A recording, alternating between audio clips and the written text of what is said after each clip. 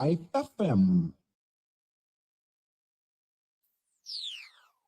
New, urban, ethical, authentic, sports, entertainment, something for the old, something for the new, something for everybody in between. We leave nothing untouched. We are Spoon 107.5 FM.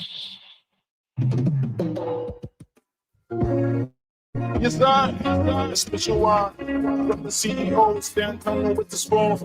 And your boy, right at the South man. On the weekend.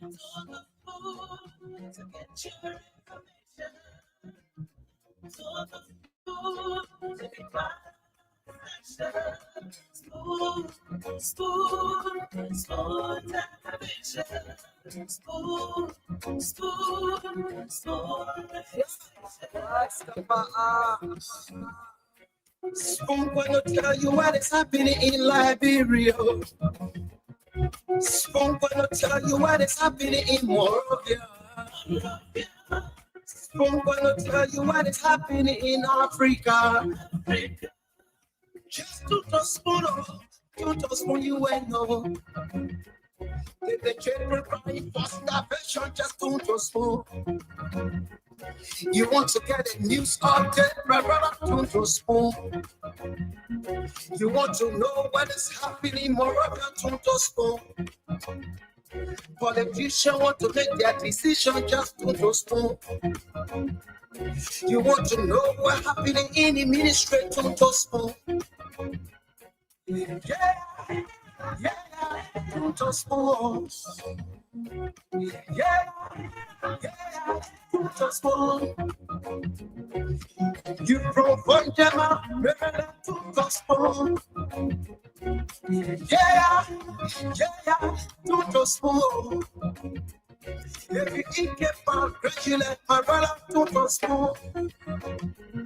You got a spoon TV, you got a spoon radio to spoon. Yeah, to spoon. You want to get a news update, to spoon. Yeah, Rastafari. Kilibamba, kilibamba, kilibamba. Kilibamba, kilibamba, kilibamba. What I want? Yes, everybody. Spoon TV. Yes, everybody. Spoon TV. Spoon. Balabadi, Skiddy Dabado.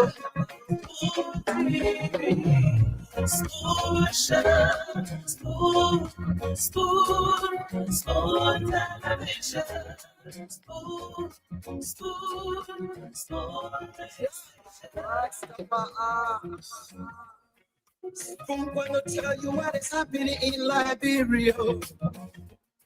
Spoon gonna tell you what is happening in Morovia. Spoon gonna tell you what is happening in Africa. Just to spoon, you to spoon you and know. If the children crying for starvation, just to spoon. You want to get a news update, my brother, to spoon. You want to know what is happening, Moravia, to spoon. Politicians want to make their decision, just to spoon. You want to know what's happening in the ministry, to spoon. Yeah,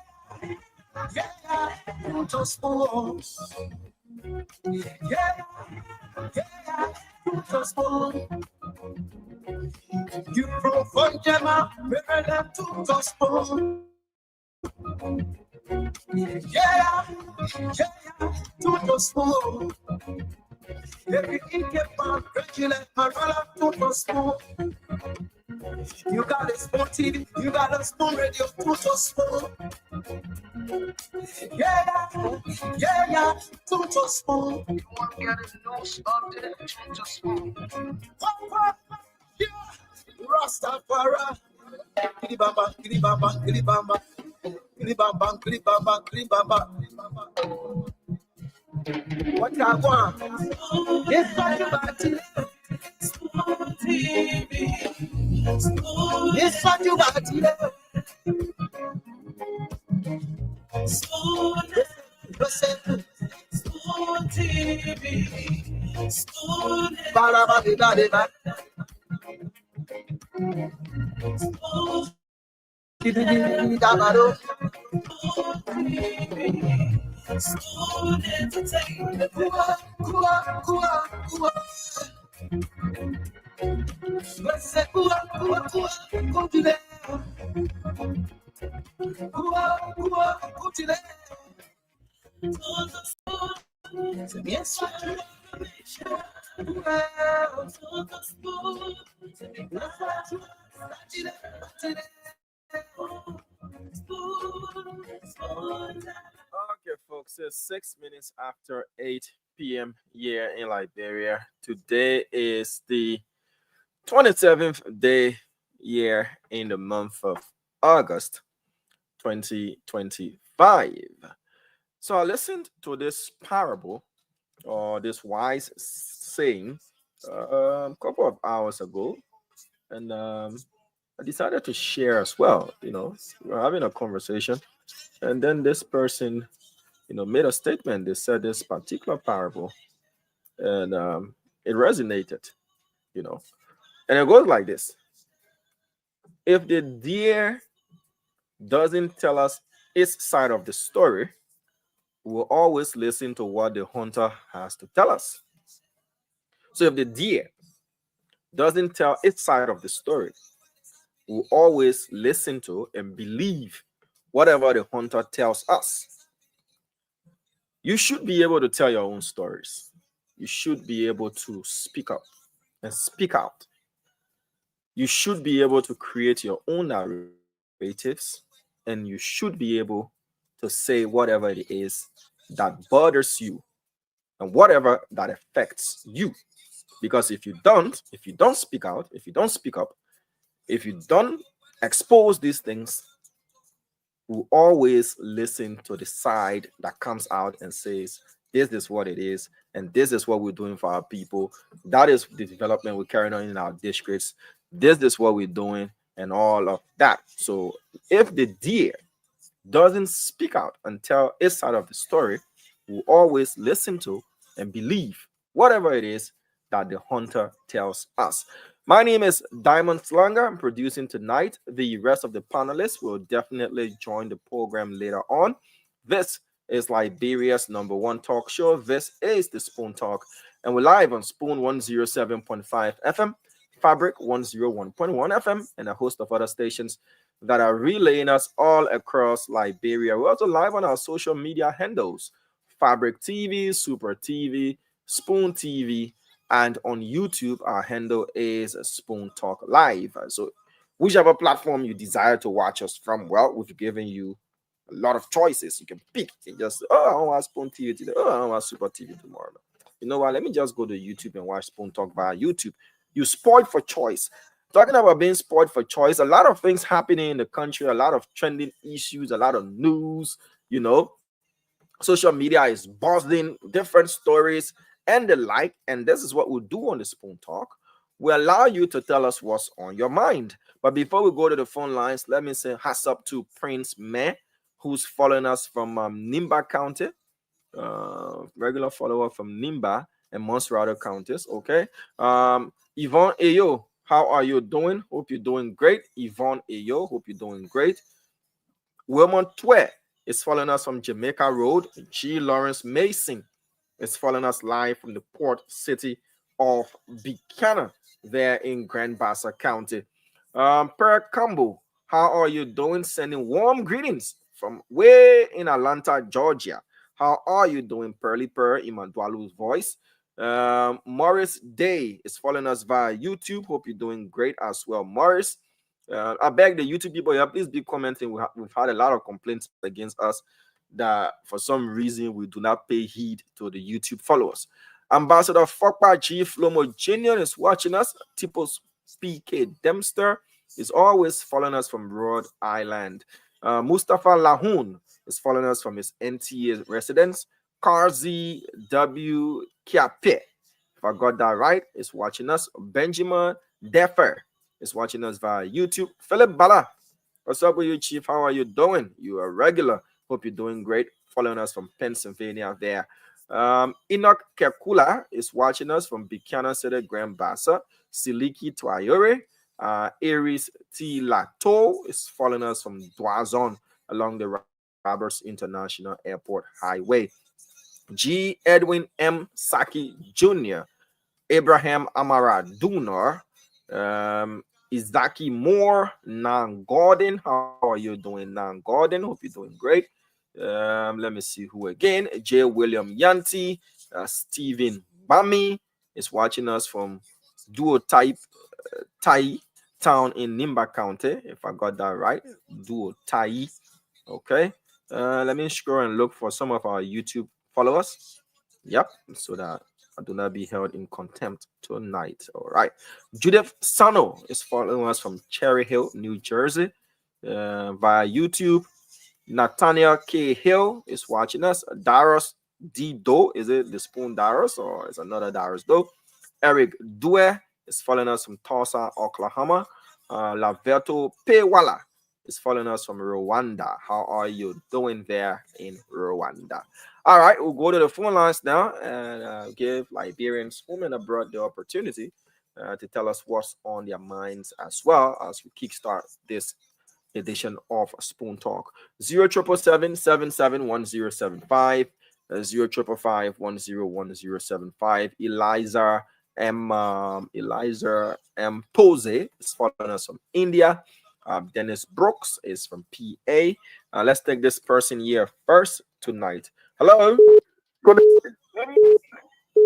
Hello.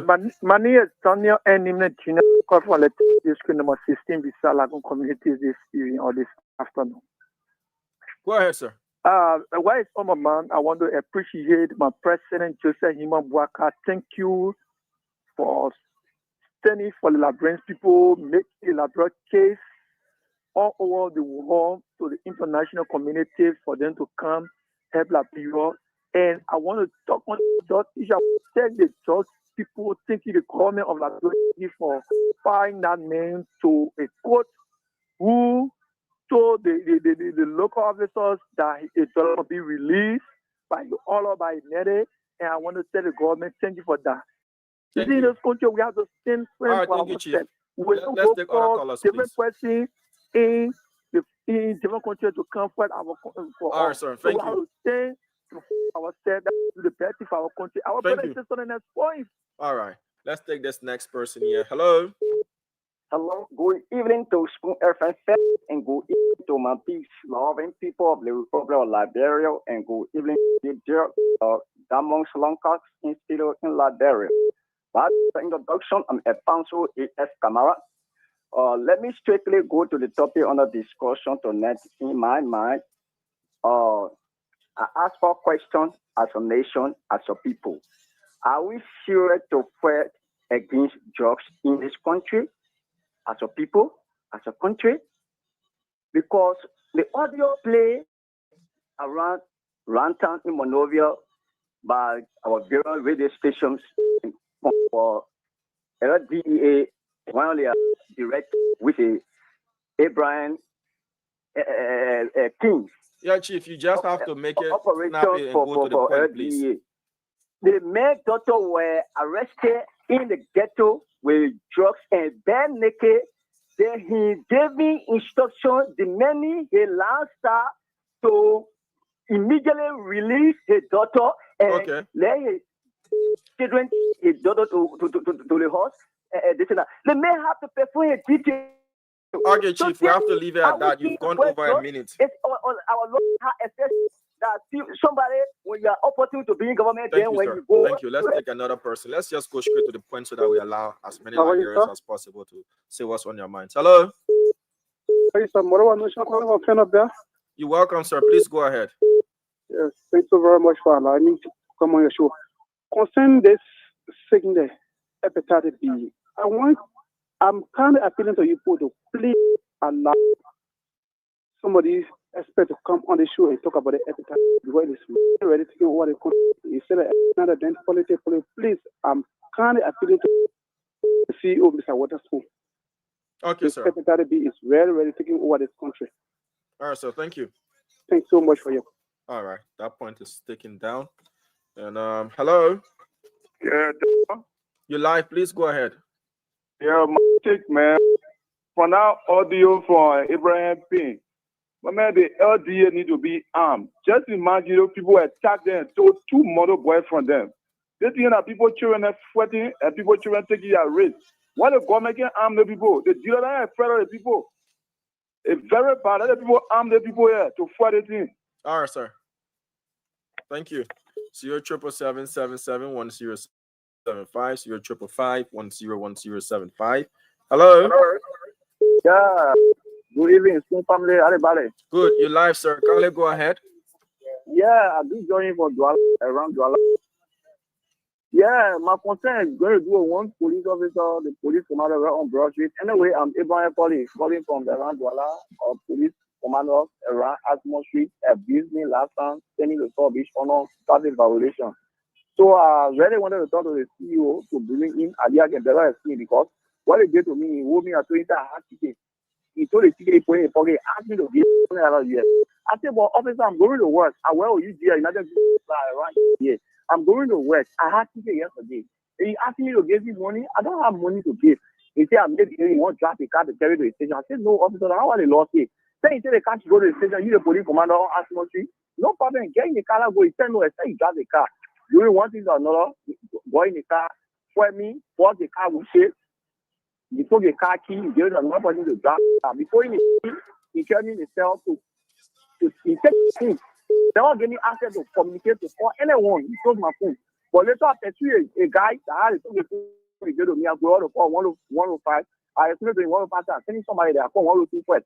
But later we didn't see nobody. Before even the man just took me down, carry me to court before we know. They carry me to this. There was traffic violation. He didn't see anything. We went to the court. He carried me to the court. We asked Chassis. We are asking me what happened. They wouldn't give me a day when we're in the car. He collected my money. With the 10,000, I'm going to go pick my ticket. He took the money. Then the money I made for my house to Eater, they also collected our money.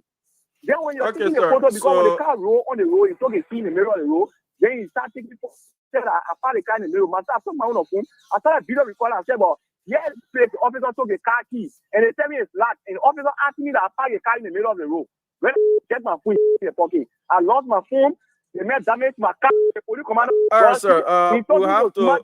It's unfortunate that what you're saying happened. He take me to court. Even the money they see the phone is sanity. My knee. It was not my knee. Nobody asked me. They just put the STL. How is something? All right, sir. So we have to leave it at that. What you can do, there are several options available to you. If you think you want to bring this on the network, you can come to our offices here in Congo Town. But it's better that you get a lawyer and you go to the police station. If you have your evidence, you can go to the Professional Standards Division of the Liberia National Police and file a complaint as well. You can get a lawyer if you feel that you were wrongly arrested and wrongly charged and sent to jail without due process. You can get your lawyer to run after that as well. These are things that we want you to speak about, but equally so, you need to go to the requisite authorities, that is at the police station, PSD. Since you said you recorded, the whole thing as it unfolded, you can show that. Any other records from the court, you can get a lawyer and then you can fight through the legal system as well.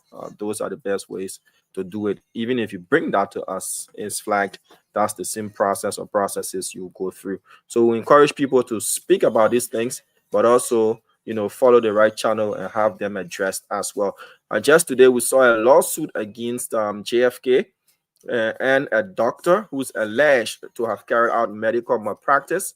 And the family of that victim is suing for about 27 million United States dollars. So if these things happen and you have them documented, you can follow through and have the right remedy. 077771075 05551101075. Hello. Yeah, good evening. How are you? Yes, sir. Your name and where are you calling us from? Okay, my name is Kofi Kamara calling from Tuporo. Go ahead, please. Okay. my attention is being seriously drawn to this DA trust. My brother, I mean, we make all of the comments when it comes to drugs in this country, especially when it comes to the DA. We need to make some recommendations, and I have started making my own recommendations on it that have to do with, the recruitment that DA is supposed to be doing. There should be a proper vetting. But I recommended the other day. I mean, we got a whole lot of veterans from all security sectors that are willing, and they got the technical know-how. They know the city. They know the country. Some of us would even know where the drugs, who are those drug traffickers who are transporting drugs in this country. I mean, continue to have that drug to be a transit point. So I think what the government need to do is to actually, bring some of the veterans on board when it comes to fighting the drugs. Okay, sir. Personally, I'm willing to work and I'm prepared because I push the agenda of this president becoming president of this country.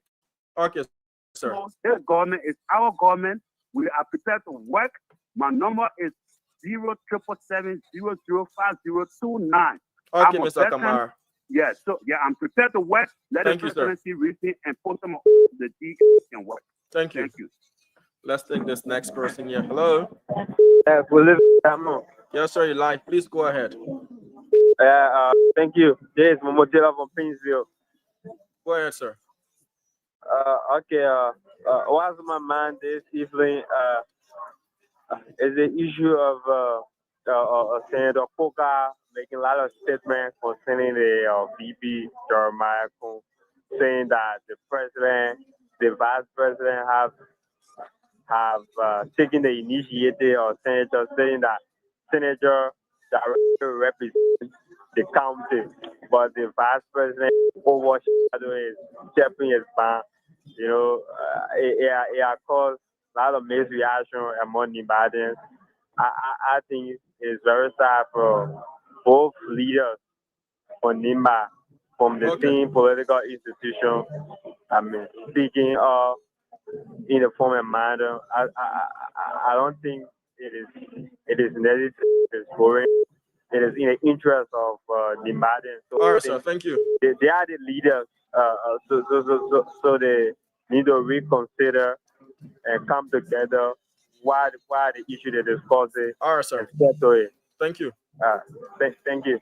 Let's take this next person. Yes, 077771075 5101075. Hello. Okay, I'm Moses Kekula calling from the SC. You're welcome, Moses. Please go ahead, sir.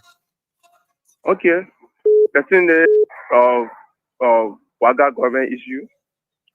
The Waga government is government that came to power that make all to feel very bad when it comes to development and youth empowerment. All of those things this government is one of the government that really ought to really feedback. Right now, as I'm speaking to you, I'm on at Super Junction. The police keep pressing on the street. So it really gives me a hard time.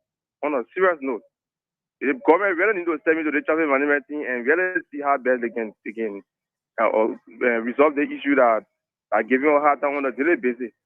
Okay, on a serious note. Yeah. Thank you. I'll stop there. All right. We'll take this next person. Hello. Hello. Yeah, guys. Time on, please. Sorry. Diamond is George Maba joining from GSA with District 6, Mosa County. Thank you so much, Diamond. I appreciate you. Every day we listen to your Diamond. Oh, the thing on my mind today in Diamond. I walk up that building. We not talk, saying that capital building got point. Up and now, they put down one game respond to 11 people. And our money inside. Standing so becoming every day to be explaining what happened, every day they forget about it. They begin every day. So we to tell the president, please That capital very, very got point up to now waiting for result. Please, I get a lot of poor result because I will have money for that baby. Now, no about better capital baby. We do our citizen, we do our hard working money better capital baby. So please tell the people you the responsible for that result waiting for them. All Thank right, you sir. so much, Damon. Thank you. I appreciate you. Thank you. Thank you. 077771075 055101075. Those are the numbers to call, and you'll be live on Spoon Talk. This segment is what's on your mind. Hello. Yeah, good evening. Yes, sir. You're live. Kindly go ahead. Yeah, my name is Mo, calling from Coca-Cola Factory, District Number 3, opposite Coca-Cola Factory. My talking point going to my lawmaker from Bon County, Prince-Camu Mui, for the formula and memory mensa, because a lot of people I know the responsible for Lower Bon. My people, you know, Lower Bon Unity Party people that are stronghold there. That's an road there. Today I went there. For the I thank you for what you did in the past that was helping our people there. Small, the day cross right you go there. For that road, it getting damaged. They come in dry season. I'm speaking to my government and this government, the Lower Bon people, rather give vote to the Unity Party government. They will not lead that road. That road helping to support the economies of Liberia. They're not small goods and come from to come to the market. If you eat fresh pepper or it come from that side plant, you have to face that road. The way you say that road in a plane, that plane to be for dry season time. You get all that paved road. Thank you. Thank you. Thank you for calling. We'll take this next person here. Hello. Hi, Chief. Good, sir. Please go ahead. Yeah, this is Pat you, and I call you from Shoe Factory, Ghana, District Number 2. Hello? You live, sir. Please go ahead. Yeah. My attention has been drawn to the Senator Samuel Kuka. You know, Samuel Kuka talked a lot, and you know, most of the things he said, it makes sense, but to where I felt that he, shot himself in the leg here is for him to say, when the vice president myself will go into court, and then we appoint, decide to select people that's supposed to be there. Before I go low, the whole thing changed around. You as a sitting senator are supposed to say that because the same person coming to you for confirmation. So almost like I call conflict of interest. So you're not supposed to have interest, and if anything happens, he's supposed to say it, on national radio and on social network. So I have zero problem with the senator, man. Okay. Thank you, Chief, for the show. Thank you.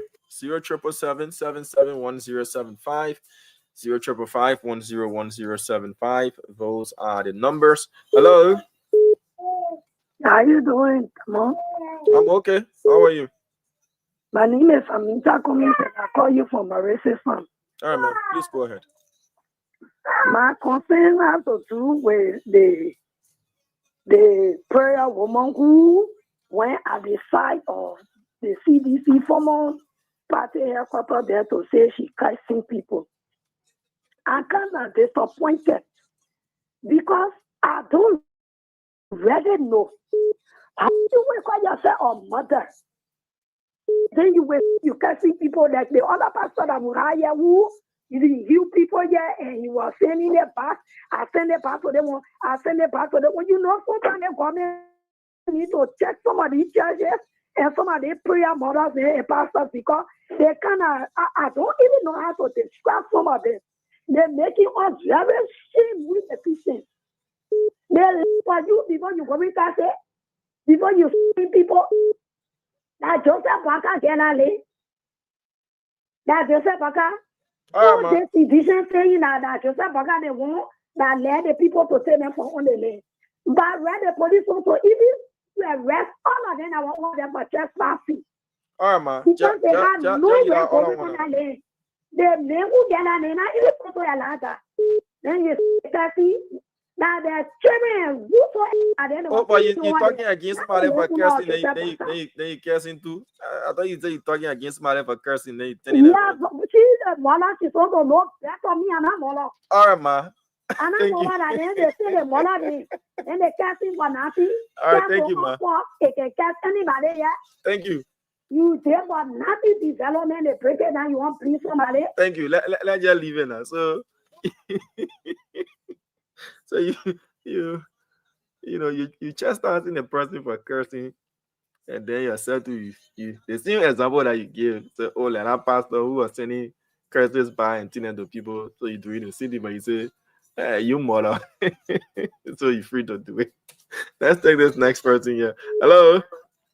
Hello, how are you? I'm good, sir. Please go ahead. Your name and where you calling us from. Go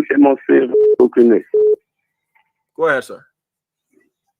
I want to let you people know that to the season that Ken Koga and Jeremiah, what going on is bad. We from Nima country, it's too soon for them to go local here. Thank you. Thank you. 077771075 055101075. Those are the numbers to call, and you'll be live on the Spoon Talk. This is Liberia's biggest talk show, and this is the time afforded you to call us up and let us know what's on your mind. What's that trending issue you want to talk about? Hello. Yeah. Your name and where you calling us from? My name is from Iron Gate. I beg you, sir, can you be a bit audible for us? Please speak louder. Yeah. I said I called you from Iron Gate. Go ahead, sir. Yeah, what my mom had to do with the retirees. You know what happened? The people had to try and see how best they can take care of these people. The people should not be feeling bad. Even though they are retired, they get their association, and they are retired, they should be able to look into that issue. They're trying that, they retire, when you retire somebody, why you can be able to do something for them, you will just forget about them. The retirees are very happy. It is not good. And what I had to do with rather also they should look towards the disabled. The disabled people, they need care. They need to be empowered. They should do it they should do it massively. All right, they should not just be doing that about pick and choosing, eh? All they right, should not just do it pick and choose. I would tell you right now, I'm disabled. You understand? You understand? Yes, sir. Yeah, I'm a disabled. So the disabled people should be their apply should also be looked into. Okay, sir. Thank you. All right. 077771075 555101075. Let's take this next person. Hello. Yeah. Good evening, Damo. Yes, sir. How are you? Yeah, I'm all right. I'm all right. Kindly go ahead, sir. Yeah, Damo, if you will send me to your headquarters, to your radio station, I carry the request there. One lady there, she say Spoon can't help people, so she's not holding the request. And she never allowed me to go inside.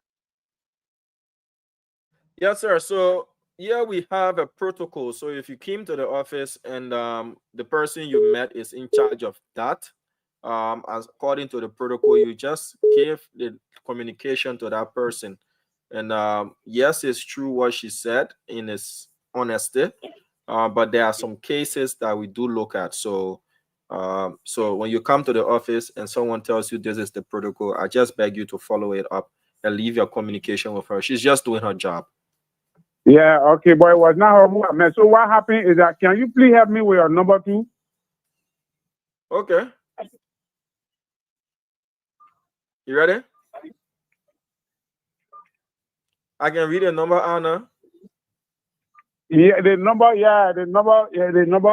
Yeah, come in. Let me get a pen. Yeah. Okay, you can read the number off. 0770. 0770. Yeah, 0770. 30. Yeah, 30. 45. 19. Yes, sir. Okay. Thank you, Damo. If I'm coming, I will call you. Okay. Thank you very much. God bless. So that's that. We'll take the next person here. All right, so we'll take this next person here. Hello. Yeah, good evening. Yes, sir. How are you? Christopher, from Come On Town. Please go ahead. Thank you for the show. Thank you for the show.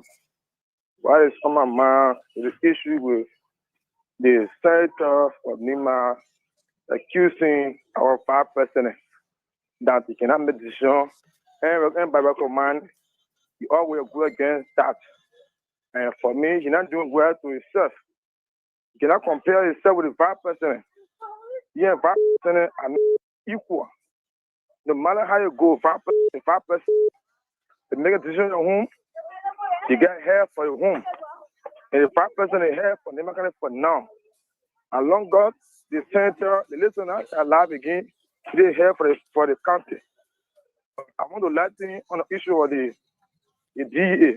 Yes, sir. You have to just wrap it up quickly now so that we can get others to speak. My recommendation to the president for me, my recommendation to the president is the DEA director, all should be replaced. Because the DEA director, you are appointed during my time, you failed massively.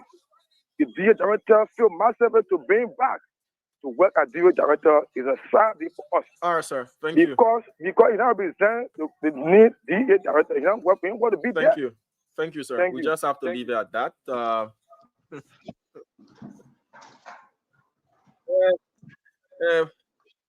So Windbreaker has appeared, meaning we'll have to temporarily put a stay order on the course. Oh, wow. He's got an intro to make, and if there is a need to go back to the lines, we'll do that. What's up, Chief? How you doing? White and black. Black, white.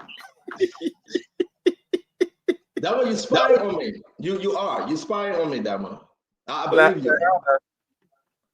I don't know what you think it is that you're going to monitor my everyday, code, my dress code every day. Yeah.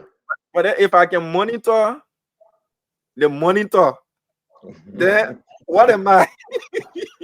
You're a veteran, Damon. You are. You're a veteran. Seriously. But Damon, though, on a serious note, we got. Is the guest in yet? Yeah, the guest is in. I'll have to go back. No, don't go back yet. Don't go back, Damon. I'm begging you. Give me my few seconds here. I tried. I did everything I could just to be here for us. Damon, something strange happening. Let's welcome our fellow Liberians, right? I love to come at 8 p.m. Liberian time this time around because, Damon, are you sensing what is happening in the country? What is happening? What is happening? No. First of all, this weekend, there's a funeral. The wakekeeping is on Friday of the late Minister Sylvester Grisby, right? It's on Friday. Yeah. And on Saturday is the funeral. May his soul rest in peace. You know me. I disagree on his policy, but we're talking about him being here. You know what I mean? So I feel the family pain. But I begin to think within myself, there is no information as to who coming from the government, who's going to represent the government, Damon. And I was trying to come here and ask the Minister of Foreign Affairs, Sarah Besloyanti, is she making plan yet? Is the president coming? The executive mansion? Is the information minister coming? Jerry Lemay-Pierre? Today is Wednesday. Day after tomorrow will be the wakekeeping. On Saturday will be the funeral. Who's coming? Is the vice president coming? The powerful delegation. Who's coming, Damon? Maybe you know more than I do. I believe you do, because you're hanging out with the vice president now, Jeremiah Como. You cover his office, you cover other places, but I believe you do. Who's hanging out with Jerry Lemay-Pierre? Who's at the executive mansion, central place out of the country? But I want to announce, Damon, who's coming? Who? So I'm asking you. I want to say something about. I want to say, well, all right. Let's say something. We gotta ask. No, come on, be free. Tell me why you do this? Why you guys love doing this, Damo? What do you think you're not free to talk? To the executive, you want second me now to the executive, like looming. I think I will have to do that though, because I think I will have to. No, it's not my call. It's Madam Titi. Because at the end of the day, we wait for the government to put up a release as to who's attending the funeral of the late Minister of State for Presidential Affairs, for whom the president mentioned, as a true statesman, someone who served his country and all of that. So if the government is sending a delegation to that particular funeral, like we saw the Japan release, we would have seen who's heading or leading the government's delegation. Where yonder? Don't give me that sweet talk, man. Don't give me that sweet talk, yeah? Come on, don't give me that sweet talk. Today is Wednesday, the 27th of June. What happened with Sarah Besloyati? Sarah should have put together a delegation and put an announcement out. What's happening? Who on the list? I mean, it should be, is President Bwaka coming? It should be, the president leaving secret if the president is attending the funeral of his fallen friend. He's not coming? Are you telling me that he's not coming?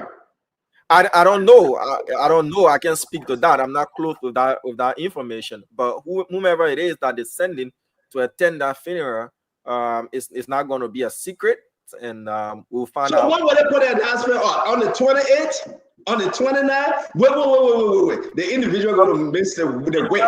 The Liberian embassy that is in the U.S.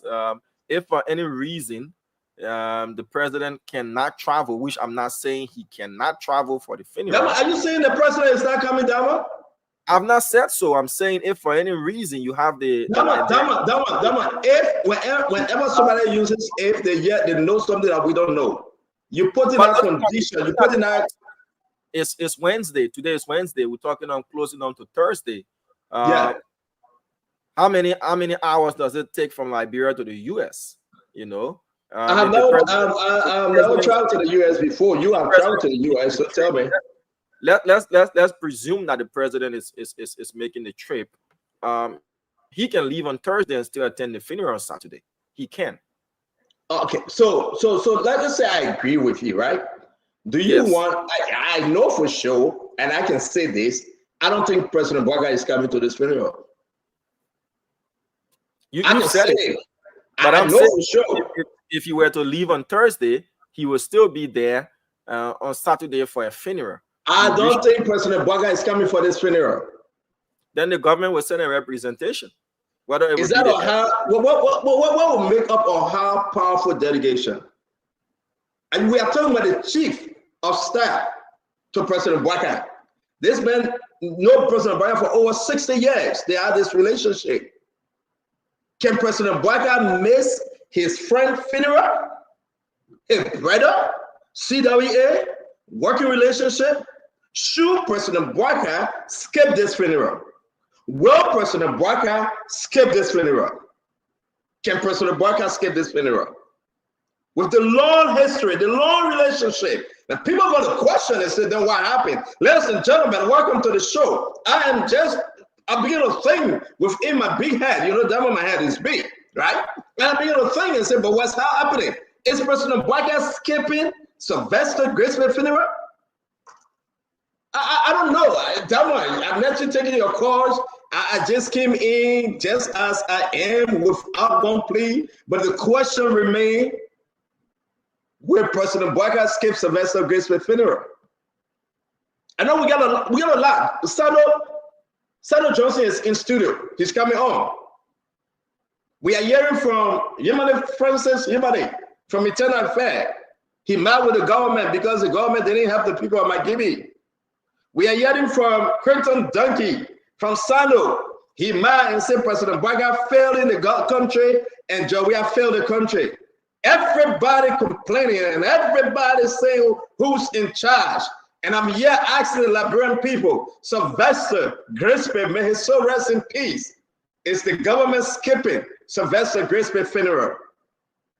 Will the president skip Sylvester Graceful funeral? What's going on? Welcome to Spoon Talk. Daniel waiting for me. A lot of you guys can wait for me. Jared Dobley, it's good to see you. Sam Quay, it's good to see you. I mean, Nana, and don't forget today, officially, I got to talk about CDC tomorrow yet. CDC said they get a new party headquarters temporarily, that district number 8, whereby the Sony went, Carisbury, 1-bedroom apartment. We'll show you, we'll talk about it. We also want to talk about, I mean, we just can't stop talking about CDC because they are forced. CDC, they are forced. I cannot stop that one. And we also want to say that today, the former LACC commissioner chair, James Verdier, the brother of Councilor Jerome Verdier, he's a councilor also. He decided something happened to me.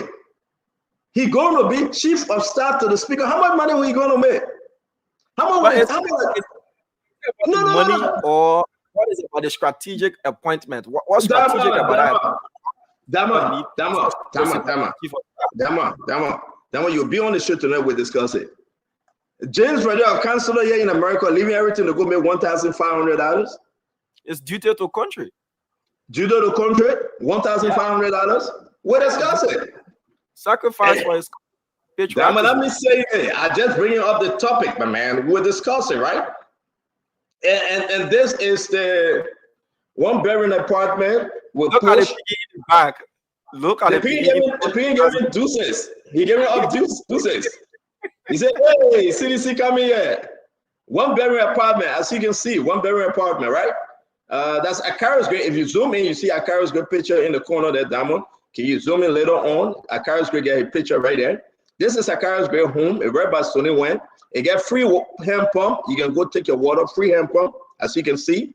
Don't forget now, and you know, this is CDC new home.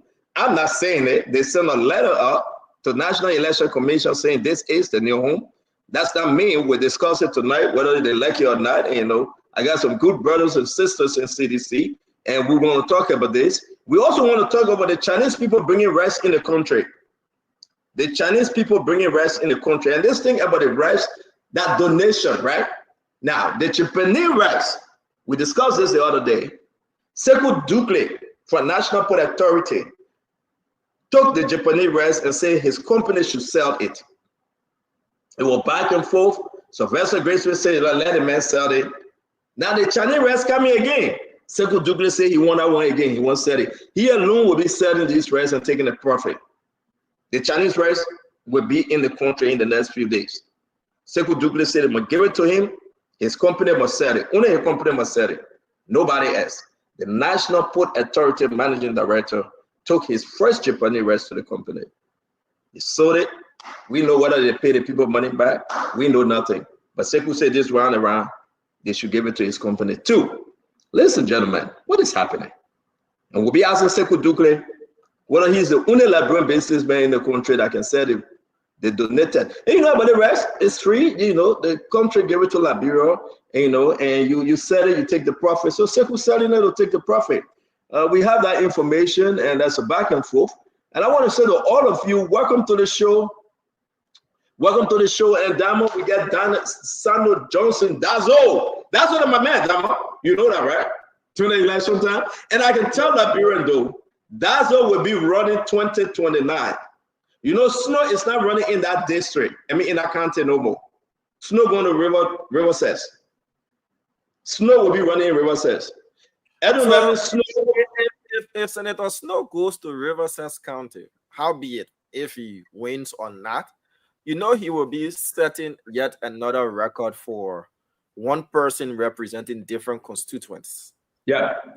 From Monserrado. Representative, then senator, and then if the information suffices and he goes to River Cess, he is going to River Cess. Yeah. He is. He is going to River Cess. Achievement Smith. You want to take off on that? Jerome Smith said that he's not running if Snow go to River Cess. Jerome Smith buy down the Snow. You gotta understand what is happening. Jerome Smith said if Snow said I am coming, he doesn't have the money. Jerome Smith said he don't know how to truck. Jerome Smith said he will not waste his time and he will not say Snow way. No, to be frank. You know it's Jerome Smith and Baguba Jr., right? The elephant, right? Yeah. The elephant said he's not running. but he was supposed to know. He said he begged Snow to come. Why? Anyway, we'll have Senator Snow on the show. I really want to know if his work in Bomi is done. You know. Yeah. Snow is done with Bomi. Yeah, and what? Yeah, no. Snow is done with Bomi. He's done. Yeah, what has he done for Bomi County that reflects his presence in that county as a representative and a senator? Well, ask Dazo. Ask Dazo. Dazo is from the county. Dazo is there. Ask Dazo. Or is it now that he feels he's being unfavored? Is the situation there in Bomi is not favorable for him anymore? So he's looking for the next. Realize something here, Dama. Dama, you asked a good question, but when it comes to Snow, realize that the president is from Bomi. The president in Bomi 24/7, and you know that. If Snow put his hand up to run in Bomi again, President Bouaka can be the car blocker to Snow. Snow don't want that trouble. The president is rooted and grounded in Bomi. The president left from Bomi. The president put in a Bomi superintendent. The president is working with Alex Tyler, who is from Bomi, the second senator.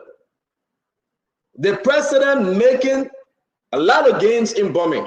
Snow, he want no problem. He will go quietly in River Says. River Says and Buchanan not far from each other. Snow can just bring it in. Interesting. Yeah. Former Senator Johnson is here. Yeah, bring him on. Bring him on. Let's talk to my friend, my brother Dazo. You want to go in the back to set him up? Yeah. I'll send you a text and then you respond. Yeah, just do that. I asked you already if you can do the switch and swap. Yeah, I can do that. Okay. And, you know, Damo understanding code now and all, switch and swap. Yeah, not people. when you move on a lion, you become a lion. If I understanding code, in public, you're understanding code. Ladies and gentlemen, continue to share the show. We are coming to you from the Spoon Studio. Spoon Network is a big one today. We got a lot of information. Creighton Donkey is talking. Oh man, this is going to be interesting today. We have Dazo. You know what Dazo said? My friend Senator Dazo Johnson, ungrateful. Dazo said Unity Party people, with the exception of President Bouaka, all of them are ungrateful. Every one of them are grateful. The chicken is coming home to roast.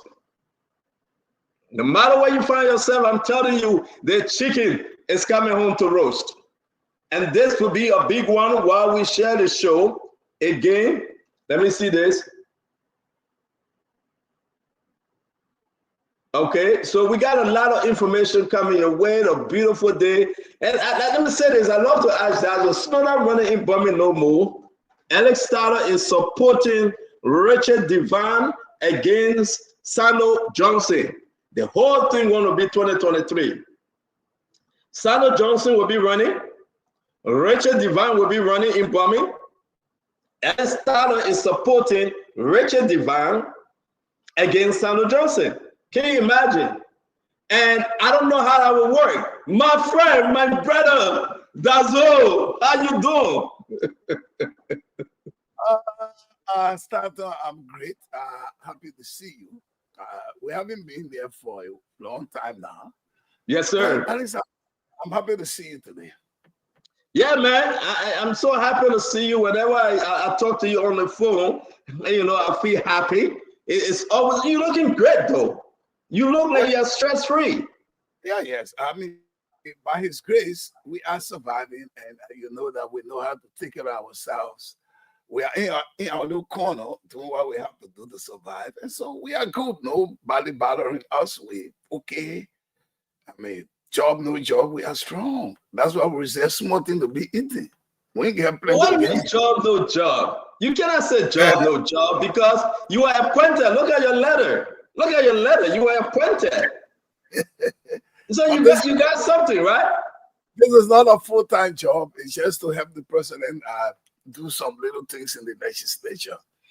And we accepted to do that. And we're doing that in good faith. We're not doing it primarily because of money.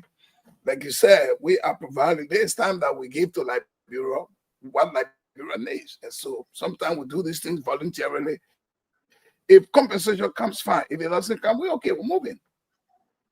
That's all you're a soldier, man. You're a soldier, you're a warrior. Seriously. I'm surprised. You're looking real good. We were politically trained by Taylor to go through political rough terrains. And so we can survive any political terrain. We are very strong for that. I'm hearing that the forces is coming against you. You get Alex Starter again, mounting up the force to run against you 2029 through Richard Devine. Well, we are very clear. We will be contesting in 2029. Senator Tyler is my very good friend. We supported him 2023. We didn't support him because we want him to support us in 2029. We wanted Bommy to be stabilized. He's a very, very good friend of mine. He's my big brother. We talk most of the time, and we're all working together.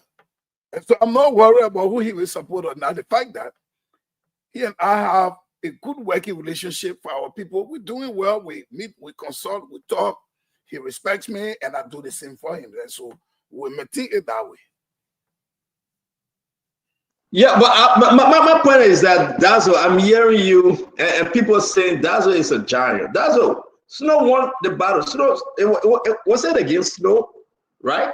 We contested. I was in the race. Senator Tyler was in the race, and many of us were there, and Snow won. What do you make that Snow leaving? Snow is turning his back on Bommy now. He's going to Riverside. I cannot speak to that. I'm not the spokesperson for Senator Snow. As far as I'm concerned, your Bommy people now, they seem to be vetted. As far as I'm concerned, he's my senator. He's in the county. I respect him. Though we have our political, we are political act rivals. All right. That doesn't in any way suggest that we are enemy. No. We are not enemy. He respects me. I do the same. But politically, we're not political friends. But in terms of moving Bommy, yes, they're doing their best. If Snow wants to run, of course, he has his right. And I respect him for that. But Snow is leaving. He ran against you. No. Dazzle. He ran against you. The people, your people, believe in Snow, that he was going to deliver for them. They rejected you. They kicked you to the curb, right? Yeah. Snow came in. He's going to eat another 9 years. He's going to eat that in 9 years. Okay? I'm not going to ask you what he have done for the people of Bommy, but he said my job here will be over 2029. I'm going to seek another green pasture. I'm going to go to Riverside. Riverside get fresh grass. Riverside get juice. I'm going to make my gain in Riverside. How does that make you feel? Well, listen, Stephen, normally when I'm on these platforms, I wouldn't want to go into personal stuff. And I wouldn't want to go that way because we came here for a reason, for something else. But I mean, I respect his view. He wants to go to the Riverside. That's his right. I'm sure I'm quite aware and know fully well that he has work from Riverside. And nothing wrong if he went back to his country or he still want to stay, he still want to be in Bommy. It's optional. He has the choice to make. And we cannot stop him. So do you think you ask if Snow leave, because I'm hearing that he will, but if it is news for me now, you telling me this. If Snow leave, I'm asking you, if Snow leave, you think you want him to support you in that country? You want him to come back and talk to his followers? You're going to ask for his support? Well, politics, we are all politicians. He got supporters there. All of us have supporters. And maybe most of his supporters will follow him to Riverside or wherever he goes. And we got people. We know people in Riverside. And if someone asks me, my man, do you know 1 or 2 persons in Riverside that you can talk to? If he wants me to do that, we can do that. Nothing wrong. Of course, if he leaves Bommy and he going to Riverside, I will ask him, can your people join my team? Correct. That's the beauty of politics. But you're announcing that you will be running 2029, right? For that seat. Will be on the ballot 2029 for Bommy County. Wow. The Honorable Sano Dazzle. He's a warrior, my people. Seriously. He's a fighter. You look real good, I'm telling you, and I'm happy to be joined also by Dr. Francine Chinwe Special Richardson, Global Chair CMC. It's good to have you on, Dr. Richardson. Thank you. You're muted. I want to say to you. But this morning when we spoke, Dazzle, and you said something, and you know I always follow you. I'll go everywhere you go. I follow, right? Right. And I listened to you this morning, and I came across what you said. It hit me so hard. Dazzle. You said Unity Party, they are ungrateful except President Joseph Yiman Boakai. The folks in Unity Party are ungrateful. Talk to me about this. Let's get into it. Well, listen, Stephen, we have gone to Punch FM this morning, and then because they called me last night. They called me 2 days ago. I was on my farm, so when I came back, I said, "Well, what do you want us to discuss?"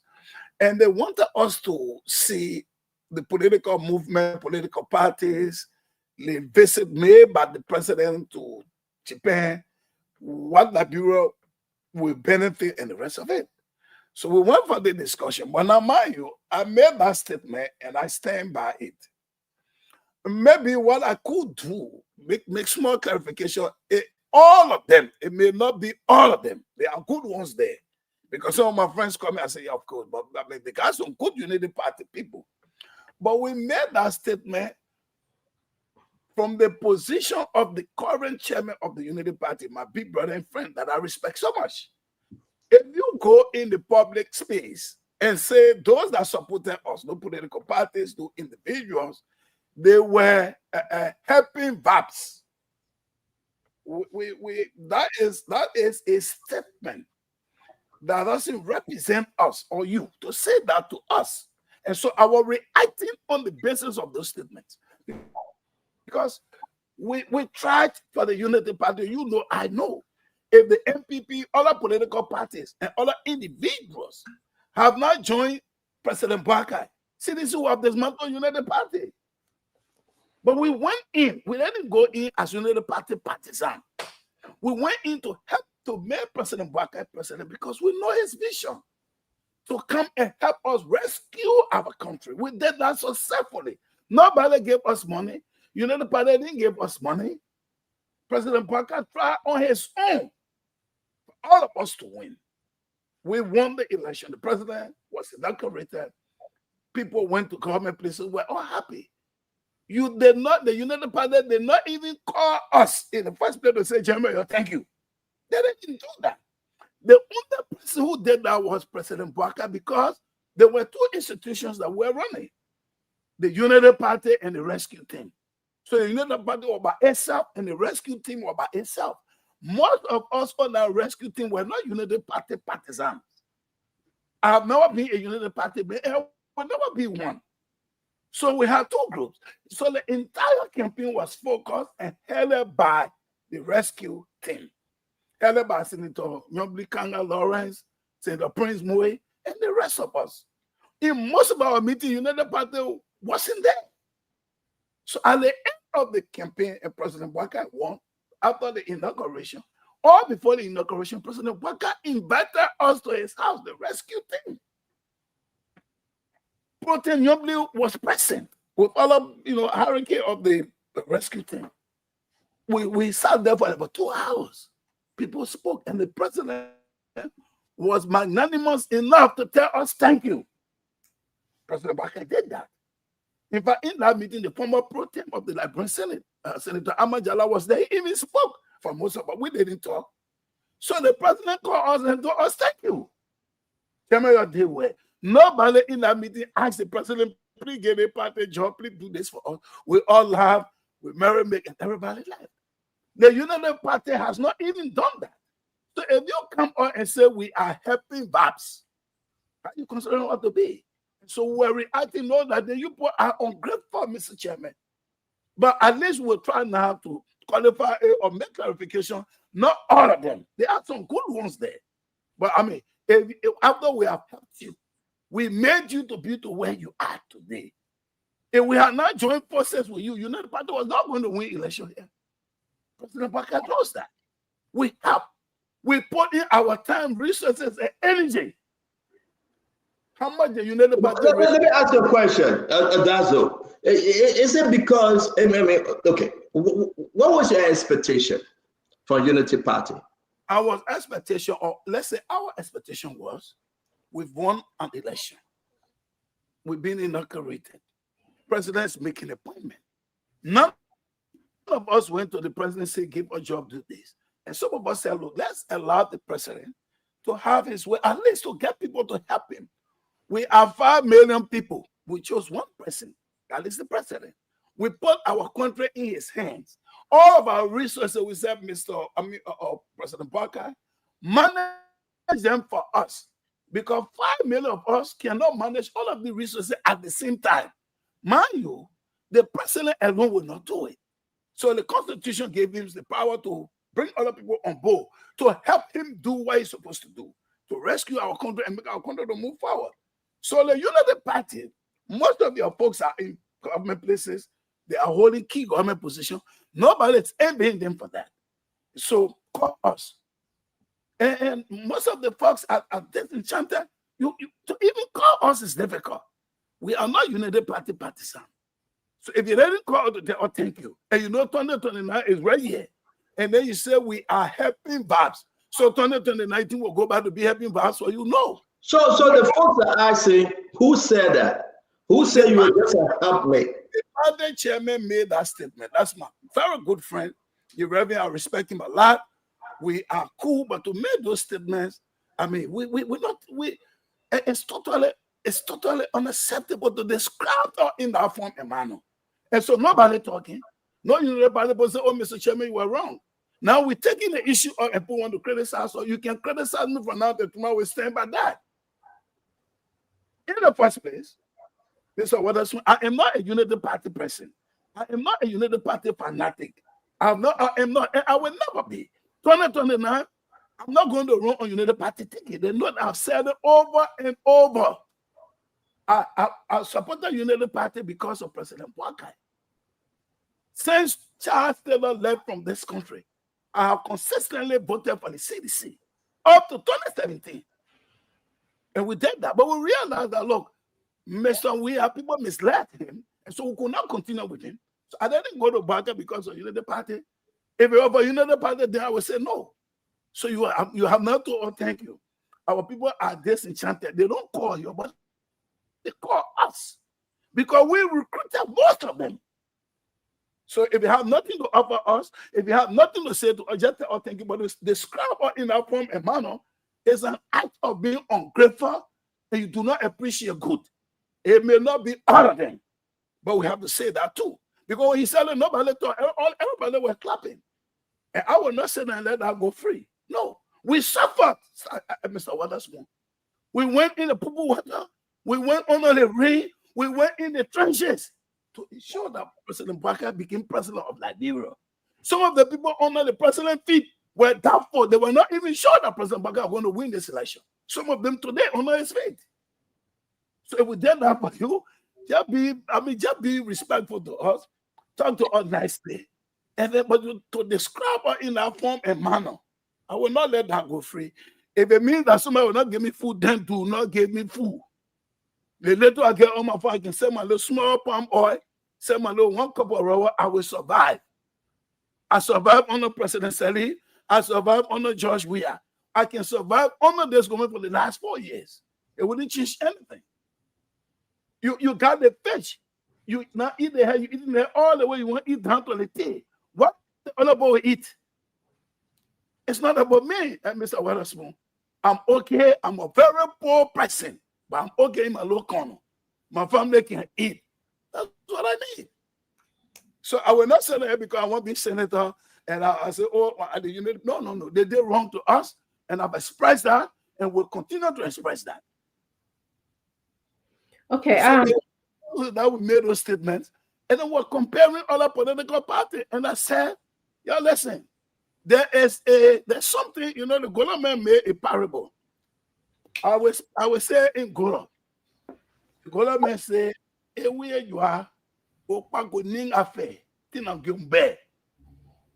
the small water, the small creek that a man will overload that water made to take out your transit before you cross it. It's a parable.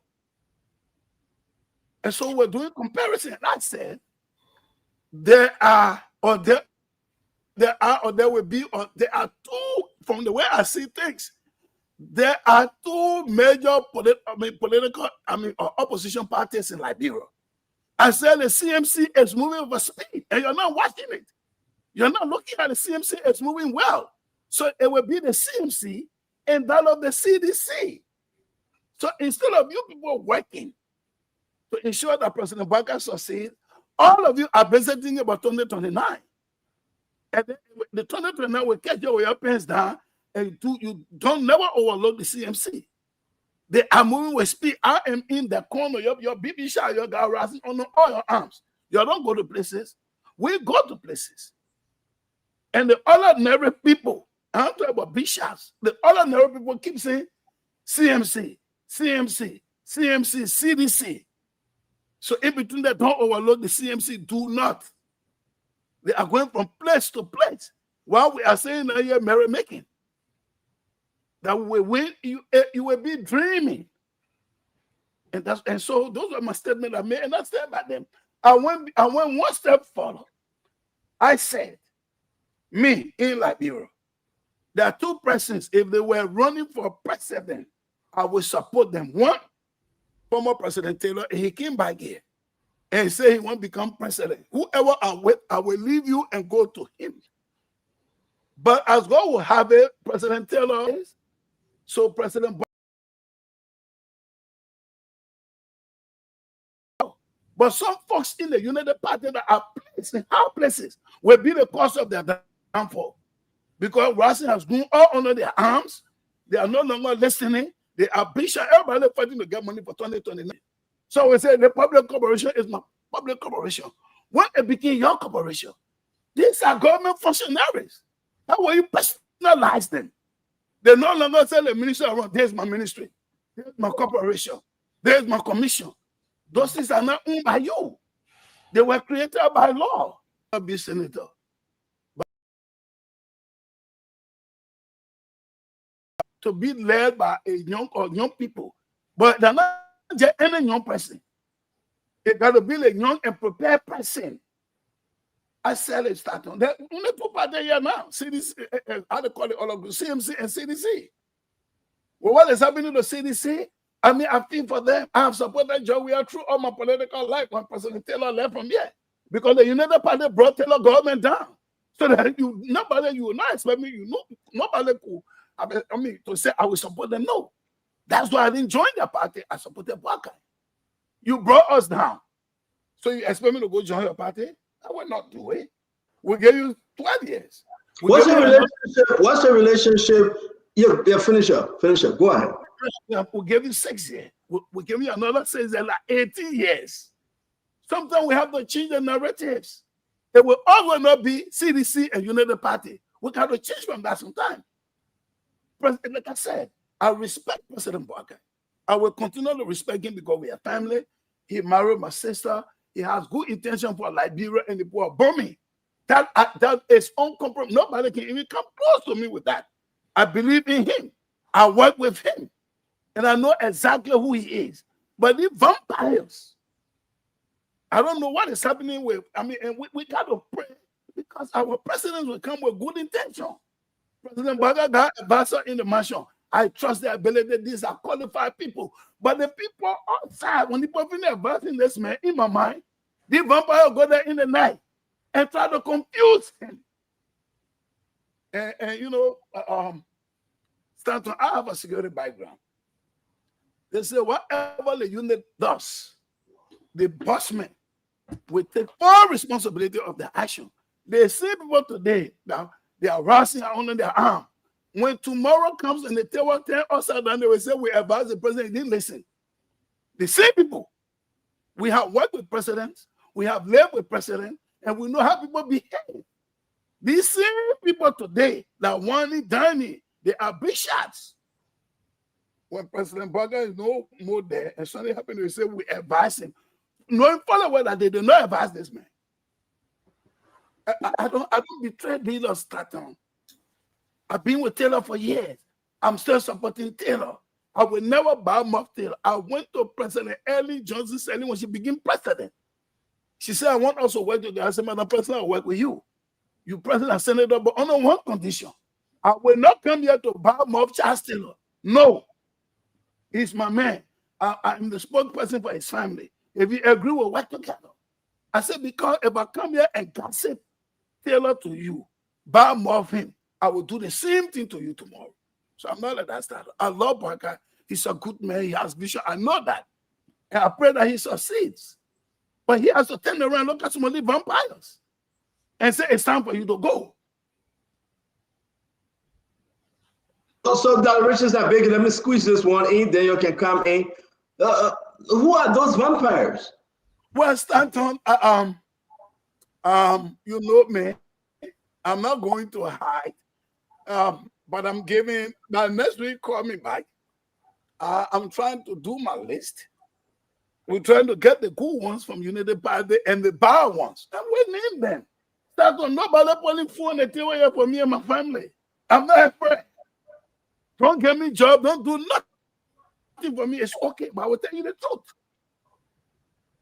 People, the mistake our CDC brothers made, we are repeating the same thing.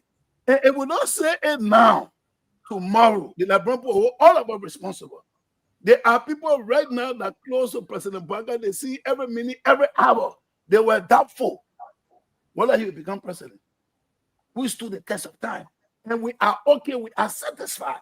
But you allow him to do what we want him to do for our country.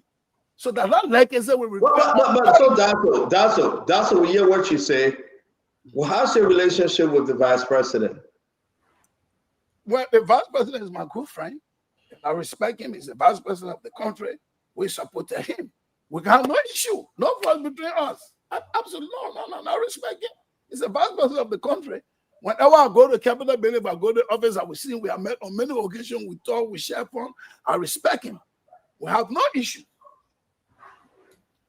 Dr. Richardson, let's hear you. Ladies and gentlemen, we have Sano. There are two presidents here that have announced they won't be president. Mr. Benete and President Weah. But President Weah said he will come back. We don't know whether he will come back to become president. But Benete has openly said he won't be president. The vice president has not told me that he won't be president of Liberia. We have not had that discussion. So as far as I'm concerned, he might not run in 2029. So I have So guys, you are watching, you are with us. We got the former senator from Bombing, Sano Johnson. They call him the Dazo. Man, this is big. I want to bring you in, Dr. Richardson. I'm hearing from different areas in Liberia, man. It doesn't look good. He has not told me he wants to run. He has not told me he won't be president. Hello.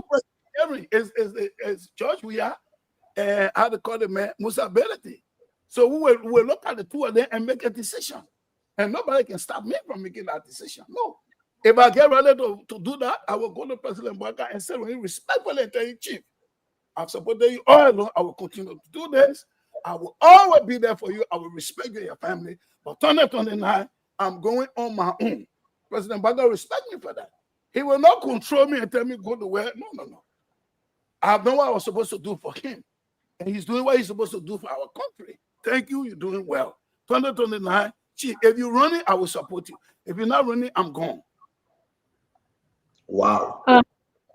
Hi, how are you doing, Mr. Johnson? It's good to have you in Spoon Studio again. Hi, everybody. Not bad. You're looking good today. Thank you. So, in May, President Baka appointed you to be like a legislative liaison. Right, that's correct. Between the executive branch and the Senate. His office and the Senate. Yes. So can you tell us, the Liberian people, what is some of your responsibilities and what are some of the things that you're working on right now to make our country better? Well, the first thing is to ensure that there is that the legislature is stabilized and peaceful, that the Senate and the executive mansion or the president, they have a cordial relationship, and so that instruments coming from the president to the Liberian Senate are looked at properly and passed for the benefit of the country. That there should be no, ups and downs between the office of the president and the Senate. Because if they are working together in one accord, I mean, our country will move forward and our country will benefit. That is our duty to ensure that, yes, the office of the president, Liberian Senate, Honorable Liberian Senate, they are coordinating well. And that instruments that are coming from the executive to the Senate will look at them and pass them so that Liberia moves forward. That is my duty. That's all. I am not working, I'm not a staff of the Ministry of State. No. It's just a piece of assignment, and the president said, do this for me. And we're doing that. In fact, we are two. One is for the House and for the Senate. We're coordinating so that there can be no more conflict. There should be no fighting between the president's office and the legislature, because if it continues to happen, you and I will suffer it. And I think we are doing that very well, successfully. I mean, the senators, I respect them. They do respect me. We'll compare notes, and then they are moving on with that. That's what we're doing. And there is not the first of its kind. It has happened. In fact, those offices were created under President Saleh. So as to have a smooth working relationship between the office of the president and that of the legislature. If one person was doing that, but we advise the president that, look, we will not be able to do all. So let's have another person who will take care of the House while we work with the Senate, but we are coordinating. So it's not a permanent job. It's not a full-time job. Whenever the president wants us to do something, we go and do it. And I go about my business. I go do something else for myself. Okay. Yeah. It is not a job that I'm depending on for survival. No. Pay, no pay, I can survive. I mean, I'm able to eat my little one cup of rice in my little corner. My family, myself, we're moving well. I got other businesses we're trying to venture into. We're trying to go into the private sector. When we have people in government who want all for themselves, it becomes difficult, but we fight it through. We'll succeed. Yes. By the way, thank you for recognizing the movement of CMC in Bomi and also in Liberia. Thank you for recognizing that. So we should not take them for a joke. We should not. Because I monitor the CMC people on this platform. They said they will begin their development activity before becoming president. And we are watching to see that. So that's why the CMC is involved in the United Party must start. CDC, they must go and do it. Look, I am not going to do again, how to call it, separate voting for anybody to become president. You got to tell me who you are. You got to show me your juice. Because we keep voting people on, how to call it, on sympathy. When the person gets a sympathy vote, when they go into office, they forget, but they say, I got it on silver platter. But when you pay the high price for it, when you get there, you think about the people. Yeah. Yeah. So my next question to you, Mr. Johnson, is the people of Bomi, you are vying to run in Bomi again. So if they tell you, say you must show your juice, what are you telling? Oh, no. The CMC is moving. I'm monitoring them. They are from Nimba. They are in Magibi, other places. The people of Bomi, I'm telling you, I haven't been to CMC. Every time the other day, in one time in my place, the group of people came, elderly people, they say, you heard CMC. I said, what is CMC? They said, a new party. Then I said, what's about them? They said, we people, I think they want to do something for us. And so we too, we want them to come so they can bring some of their development activities to us. I'm not talking about BB people, I'm talking about people way down there. And those are the real voters. So I said, but I don't know about them. So I said, but then something is happening. So if they go to Bomi, if CMC goes to Bomi and do well, the poor Bomi will make that decision. Thank you, Dr. Richardson. And in the first place, and the party you want to become your standard when become president here. We're not going to follow people again, political people, party in briefcases. You must first have a property here in this country. The MPP is one of the political parties in Liberia that has property on its own. We are listening. Somebody want this one, or say you can come, we give you property. Next, 2 week party, 2 week, what TWP. And then you got the ALP. I am told that the CMC has a headquarters with one check. Because the MPP document is not anybody name. It's the National Patriotic Party. You must follow in the party and you don't personalize it. Then we know that you're serious. Because after election, my dear sister, people pack their suitcase and their briefcase and they run away and leave us here. Thank you very much, Dazzle. Ladies and gentlemen, we have Dazzle. Please go ahead, share the show, man. We just started this thing firing because this is who we are. This is Spoon. We want to say we appreciate. Uncle Tim Jackson. We want to appreciate you, Dazzle. Dazzle, let's go back to this issue. We have the clip, something that actually, hate you, cause you to say what you are saying. Let's play this clip. The fact of the matter here, since the end of the Civil War, there are only two parties that have governed this country. If it's not Unity Party, that's CDC. Every other smaller party is a helping verb. Every other smaller party is a helping verb. Meaning that they have come to help the main verb. It means the main verb is Unity Party or CDC. So any other smaller party we have, we see, as a national chairman, of course, it's my bound duty to engage in every other. I mean, why did he say that? Out of arrogance or out of proud? Talk to me. Start on, let me say this. The chairman is order. After the Civil War, the first party to get leadership in this country was the NPP, the National Patriotic Party, from the election. So the NPP is not a briefcase political party. You can't even. We got property. The United Party has been in power for 12 years. They go another 8 years. They don't have anywhere to stay. So you can't. We are not small. I reject that. You don't hear that we are a small one. You are disgracing, and then you want us to support you. It's an act of being ungrateful and unappreciative. Let's be clear with this. It has us. So the people, you think after you have treated them like this, you do the same thing that CDC did to us. So you want to marginalize? No, the MP people will move. They will move on there because you can't disgrace all like this.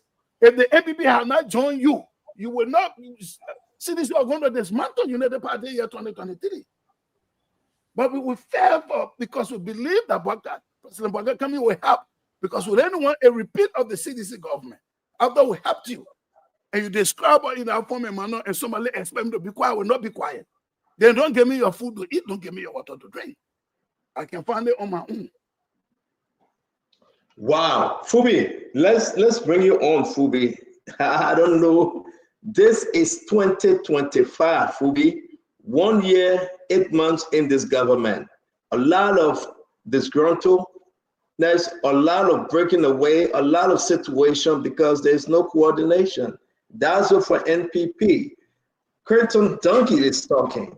Sam Koga is talking. Yemane Francis Yemane from the Internal Affairs talking. What's going on, Fubi? Let's talk. Yeah, so good evening to everybody. And I understand the energy and for which Dazzle is speaking, and I think it's fair that he spoke the way he spoke. And I also follow the clip from the United Party, and probably the way the chairman placed it, and might not want to agree, but on the issue of the two main parties that have ran the country since 2005 to 2006 to present, the United Party and the CDC, and all other parties had to collaborate with them to move forward. So in 2017, CDC had a form of collaboration with the NPP and LPDP, and also plus the runoff to get support from other parties that joined them. So besides just the, no party have proved our own strength when it comes to winning the election. Lance Larson still did that with NDP in 1997. And so the only issue that I think the comment he made about showing appreciation, I think that's fair, instead of using comment that might appear denigrating. I think that's the point he's driving at.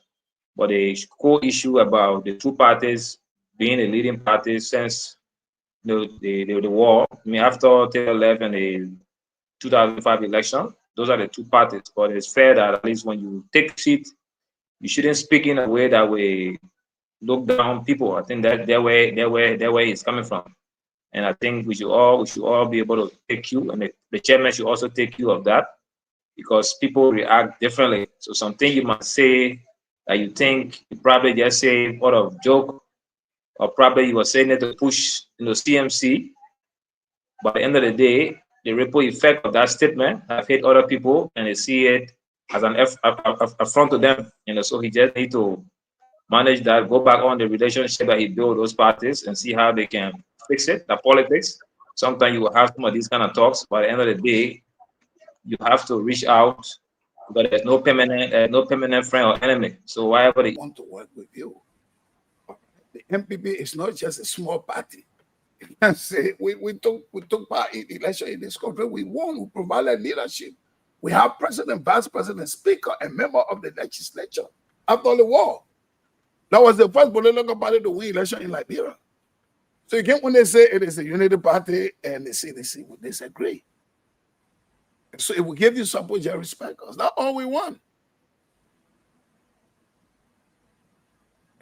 Thank you very much, Danso. I know you got a list. You say you put in a list together.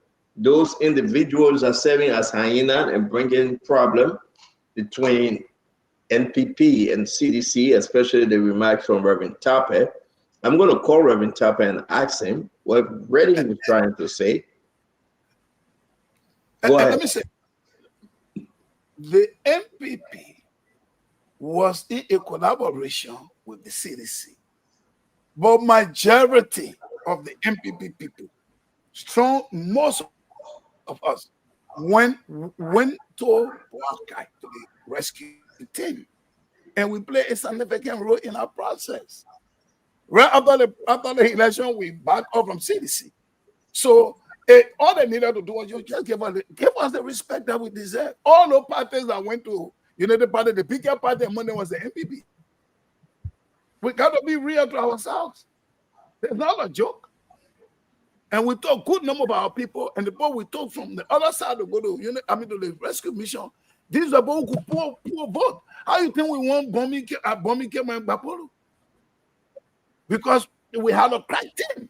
Senator Tyler, myself, with other people. If we had not done that, they were not going to win that region. So I know tomorrow again they will call other parties, but I'm sure from the response we're giving them, from the way we're responding to them, I don't think they will call any party again a helping vibe or third party. I think they will come to the chairman will have to issue a statement to apologize to us. He has to do that. Let me bring in Uncle Sam. Uncle Sam? Yeah, Sando, my in-law, how you doing? Equal, Sando. Okay. So listen, man. Look, man, Sando, I respect you a lot. You owe me my wallet. We haven't eaten that wallet for I don't know how many years. But I said, let's go to Pommy to cook the water. Let's go to Kangama. Okay. We eat it, but I want for us to eat it in Kangama. In my when you ready, I will take you there. Okay. Look, Sando. Look, man.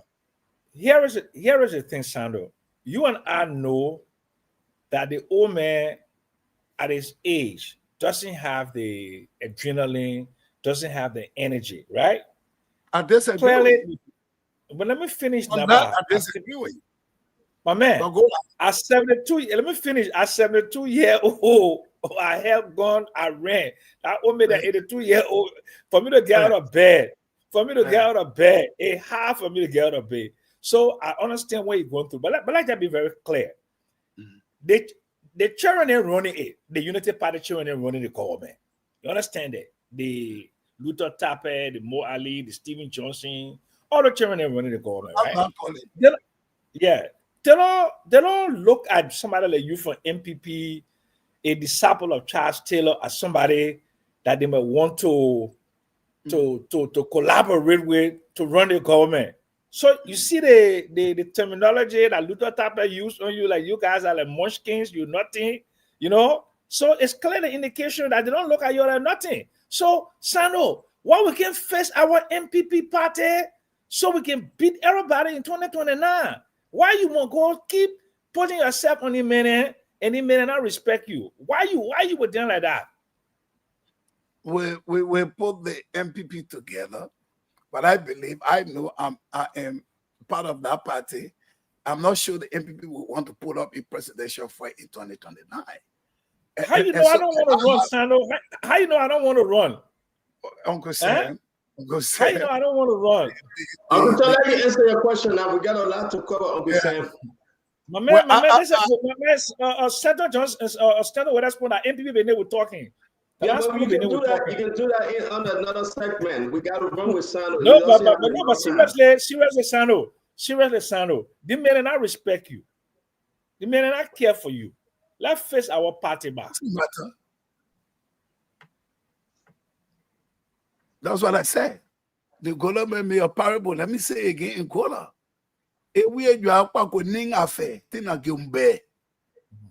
The small creek that a man will overlook, that creek will take all your traffic before you cross it. So, Dr. Bobler, welcome to the show. Dazo, he's called you guys helping verb. You just came to help. In reality, the Reverend Luther Chapel, who is the chairman, he said, you other political parties are helping verb. You are angry. You are mad because actually you said a lie.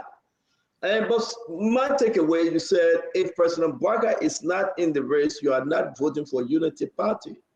You gave no reason as to if we had maybe Jeremiah Kuhn, maybe somebody for the party, you will not vote for them. You will vote against Unity Party. Mr. Witherspoon, you want me to repeat? You want me to say what I said? Yeah, those are just coming. I want them to hear you. Second or third time, maybe people didn't listen to me. I said, and I will maintain my position. If Charles Taylor was to come back to Liberia and he wanted to become president, which I know he doesn't have interest, even when I was with President Bouakai, I was telling Mr. President, I have to go back to my man. 100% sure President Taylor will come, but he's not interested in your presidency anymore. President Bouakai, I can say 75% I am aware, 75% sure that he might not necessarily take part in the election. So once he's not there, now, because I made a vow to him that as long as he wants to become president, I will vote for him. Well, I did 2023, if he is on any ballot, I will do the same thing. But if he is not on the ballot, I will go to him, respect for the chief. Thank you, you are a good man. I will respect you. We are family. But 2029, I'm going my way. I will not go the Unity Party way. So how many times do you want me to say it?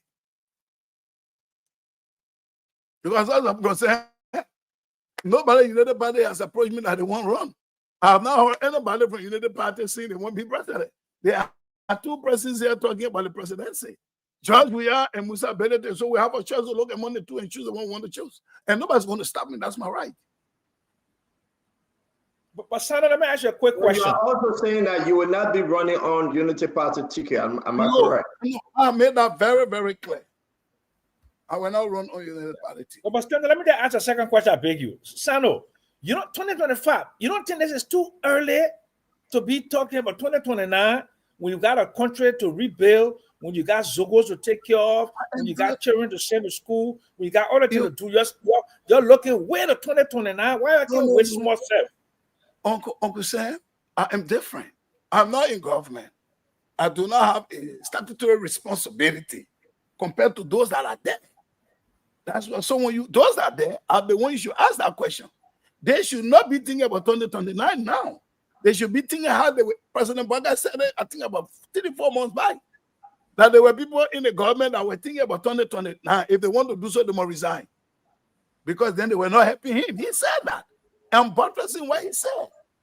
Yeah, but Sano, why you can't talk about the Zoko? Why you can't talk about the Zoko? Why you can't talk about the school?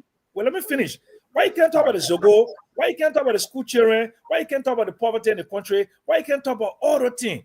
But the thing that you're talking about, let me finish. The first thing that you're talking about is 2029. There are things in bombing. There are things in bombing that need to be fixed. There are things in The era where we live in need to be fixed. Why we can't fix the thing that instead of, you know? Uncle Sam.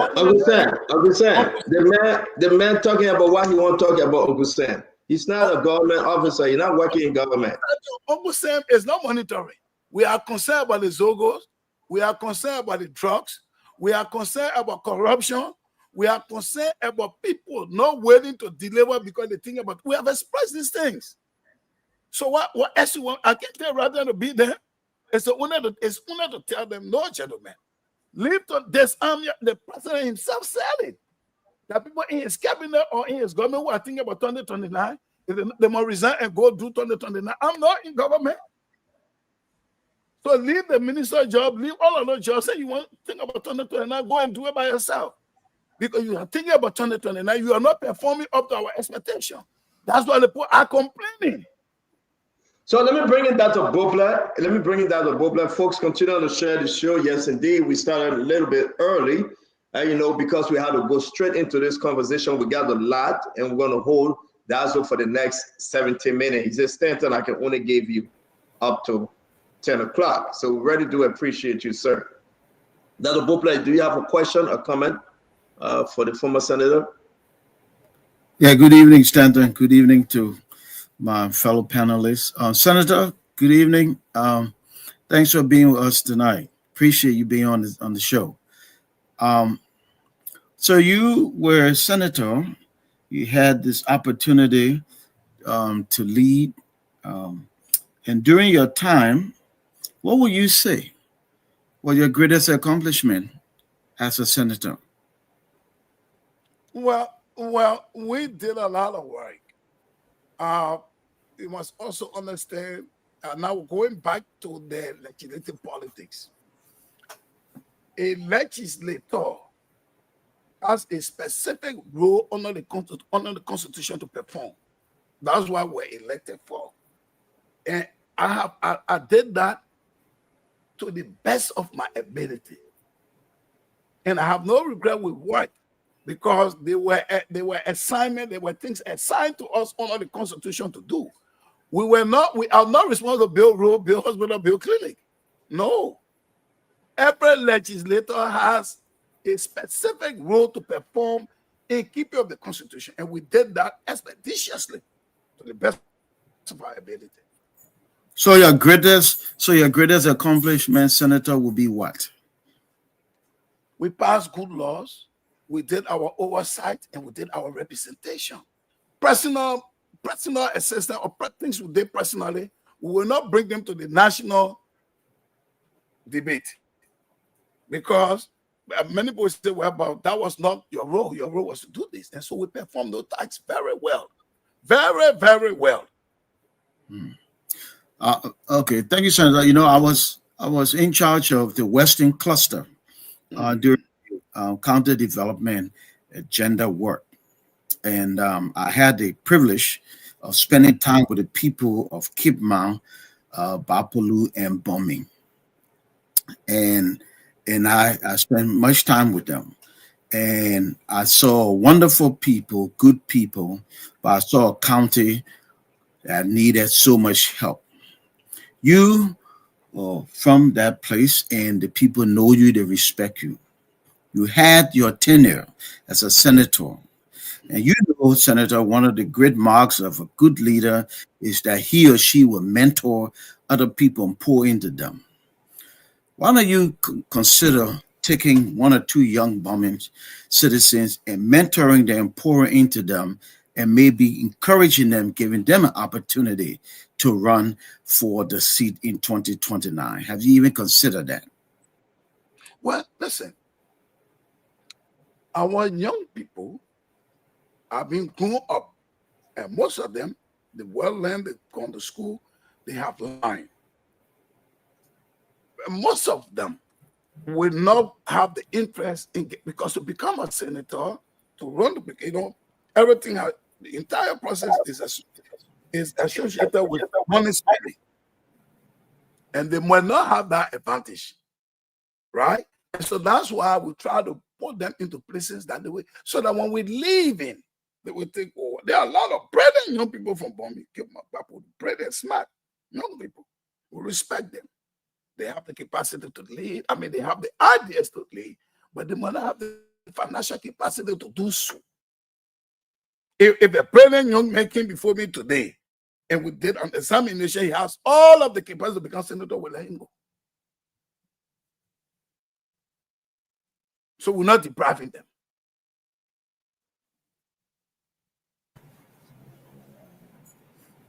Are you done, Dr. Bobler? Yeah, so I am. It sounds to me like the senator. I hope I heard you correctly. If there was somebody, you would be willing to pour into them and support them. Is that what I heard? If you felt like somebody had the energy, the vision for bombing, you would be willing to pour into them. They have the financial capacity and they are winnable. Okay. We will support them. Once I understand that you are a winnable candidate, and you have the mind to lead and make bombing better, we say, okay. Okay. Thank you, Senator. Until we get there, we'll continue to put our heart in the race. Thank you. Senator Dazzle Johnson, thank you very much. Ladies and gentlemen, we have Senator Johnson here. Please continue to share the show. Senator, I'm going to come back to this thing because what you're saying is going around social media bigly. It's like you are lighting a fire here, something strange happening. But we are seeing a pattern, right? You, Senator Curtin Dunkey, Senator, what's his name, from Nimba County, Senator Samuel Kogar. You got now the Internal Affairs Minister, Francis Umani. Other people now, in 18 months, going to 19 months, they are speaking out, either directly against the president, directly against the government, or the party leadership, the Unity Party leadership. How is this government performance to you in 18 months? Are they performing, have they performed better than the past government? Yeah, in 18 months, yes, they have done some things better off. I mean, I will admit to that. But they need to do more. They need to accelerate because of the people that are there. Much is expected of them. And that's why we keep them, we keep the fire on them so that they do not renege or just do whatever they want to do. No. They've done some achievement, they're doing some good things, but they have to accelerate to be able to convince the Liberian people. And there where the problem is. In the first 9 months, yeah, but when the idea of running key into their mind, they don't want to be representative, they don't want to be senator, they don't want to be president, they don't want to be vice president, things started to fall apart. So at the end of the day, you think that President Barker got this? Is he on top of his game? You think that? Well, that's why we are speaking. That's why we are. I'm not speaking for the rest of the people. I'm speaking for myself. Correct. That's why I'm speaking up. President Barker, you need to do more. You need to watch these people. You need to be on top of this game very well. To not give them chance. Because is he on top of the game? Is he on top of this game? Yes, he needs to be on top of the game, the political game, the leadership game. That's what I'm talking about.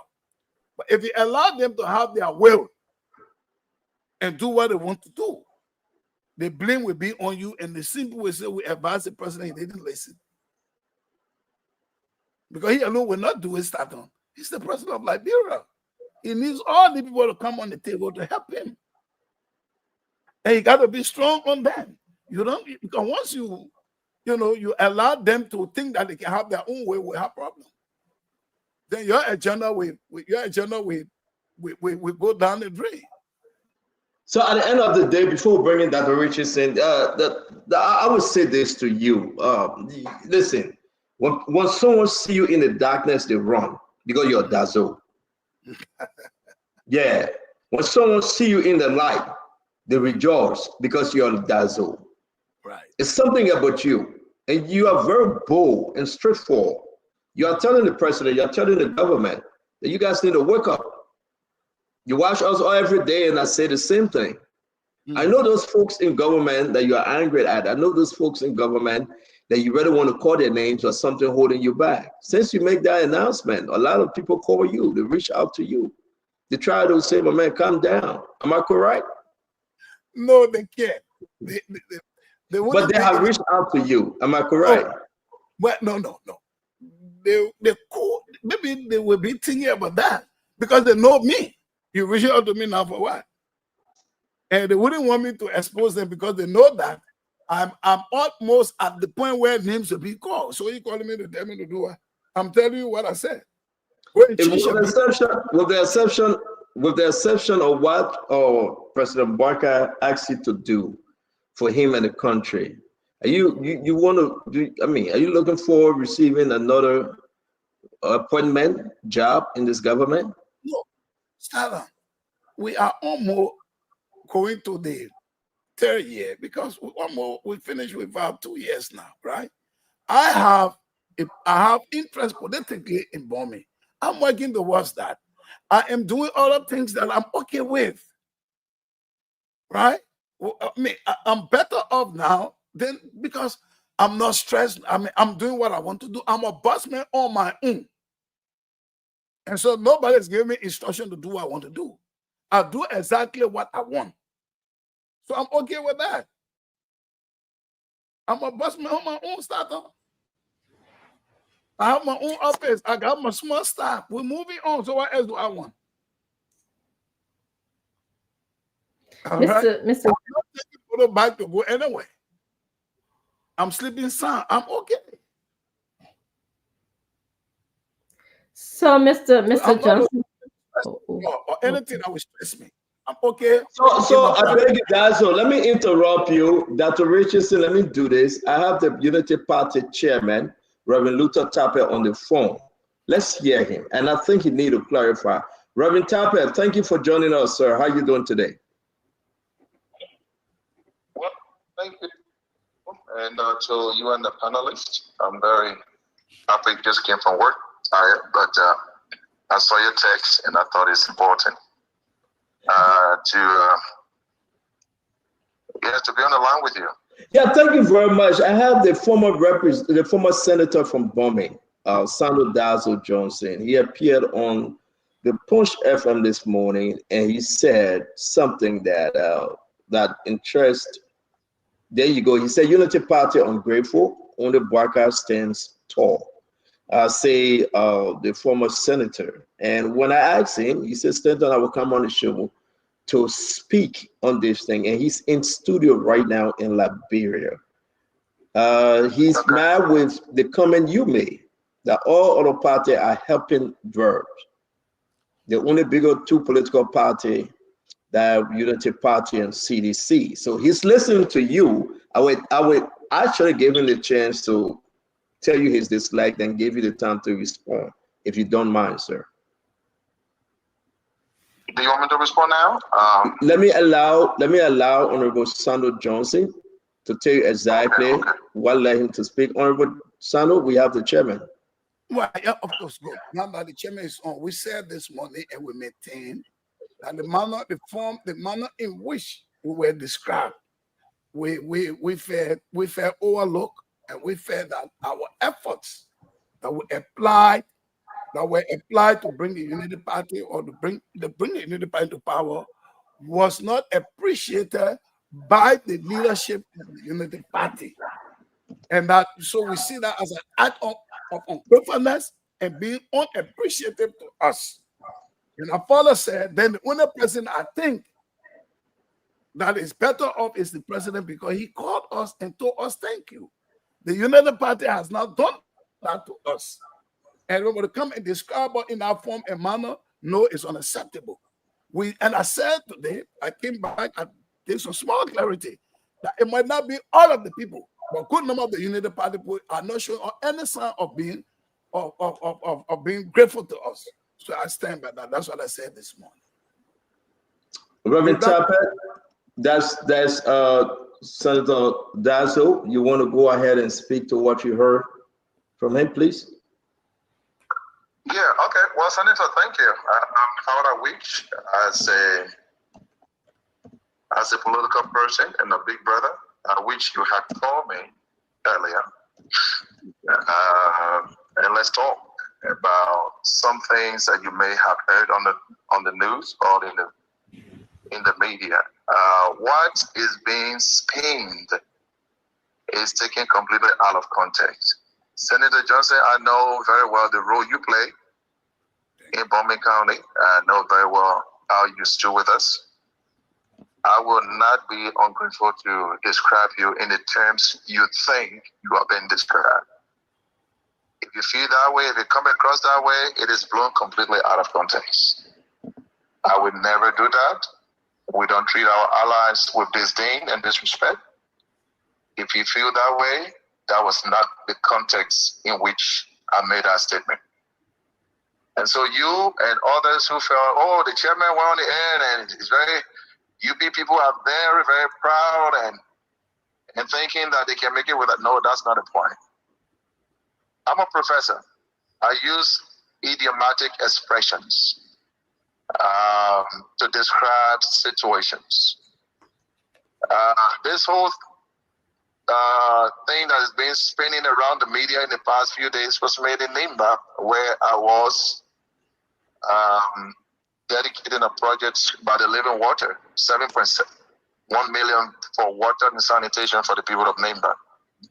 But prior to my trip, I was in studio with Honorable Musa Ability. Honorable Ability and I are good friends. Very good friends. And so we met in the studio at ELBC, and I made a kind of joke with him. I said, look, Honorable, make sure that party, that new party, you organize it. And 2029, you can't support us. Oh, Chairman, I would never do that. We laughed, shook hands, talked a little bit, he stepped out. And it was my turn on the show. And I kind of mentioned that, and they asked me, what are you thinking about 2029? I said, well, 2029, we know that we have collaborators. We've been good to them. We have shared the government with them, and I'm very optimistic that they will support us. And I also said, I just talked with my friend, Honorable Ability, and we just make fun out of it that, look, 2029, instead of going to the other way, you'll come our way. Now, I was flabbergasted to have seen a statement coming from Honorable Ability's new party, CMC, condemning what I said. And my concern is, look, what is wrong with UP chairman reaching out to others party to collaborate with?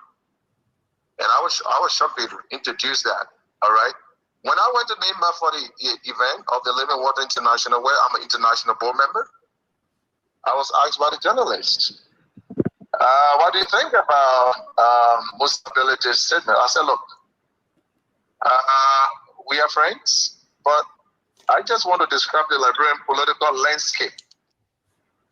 About the Liberian politics since post-war Liberia. Since the end of the Civil War, two parties have emerged and led the country. It's either UP or the CDC. The other parties have always come to support. And I use an idiomatic expression in terms of verb. And I said, as you know, in the English language, there's a main verb and there's a supporting verb, which is a helping verb.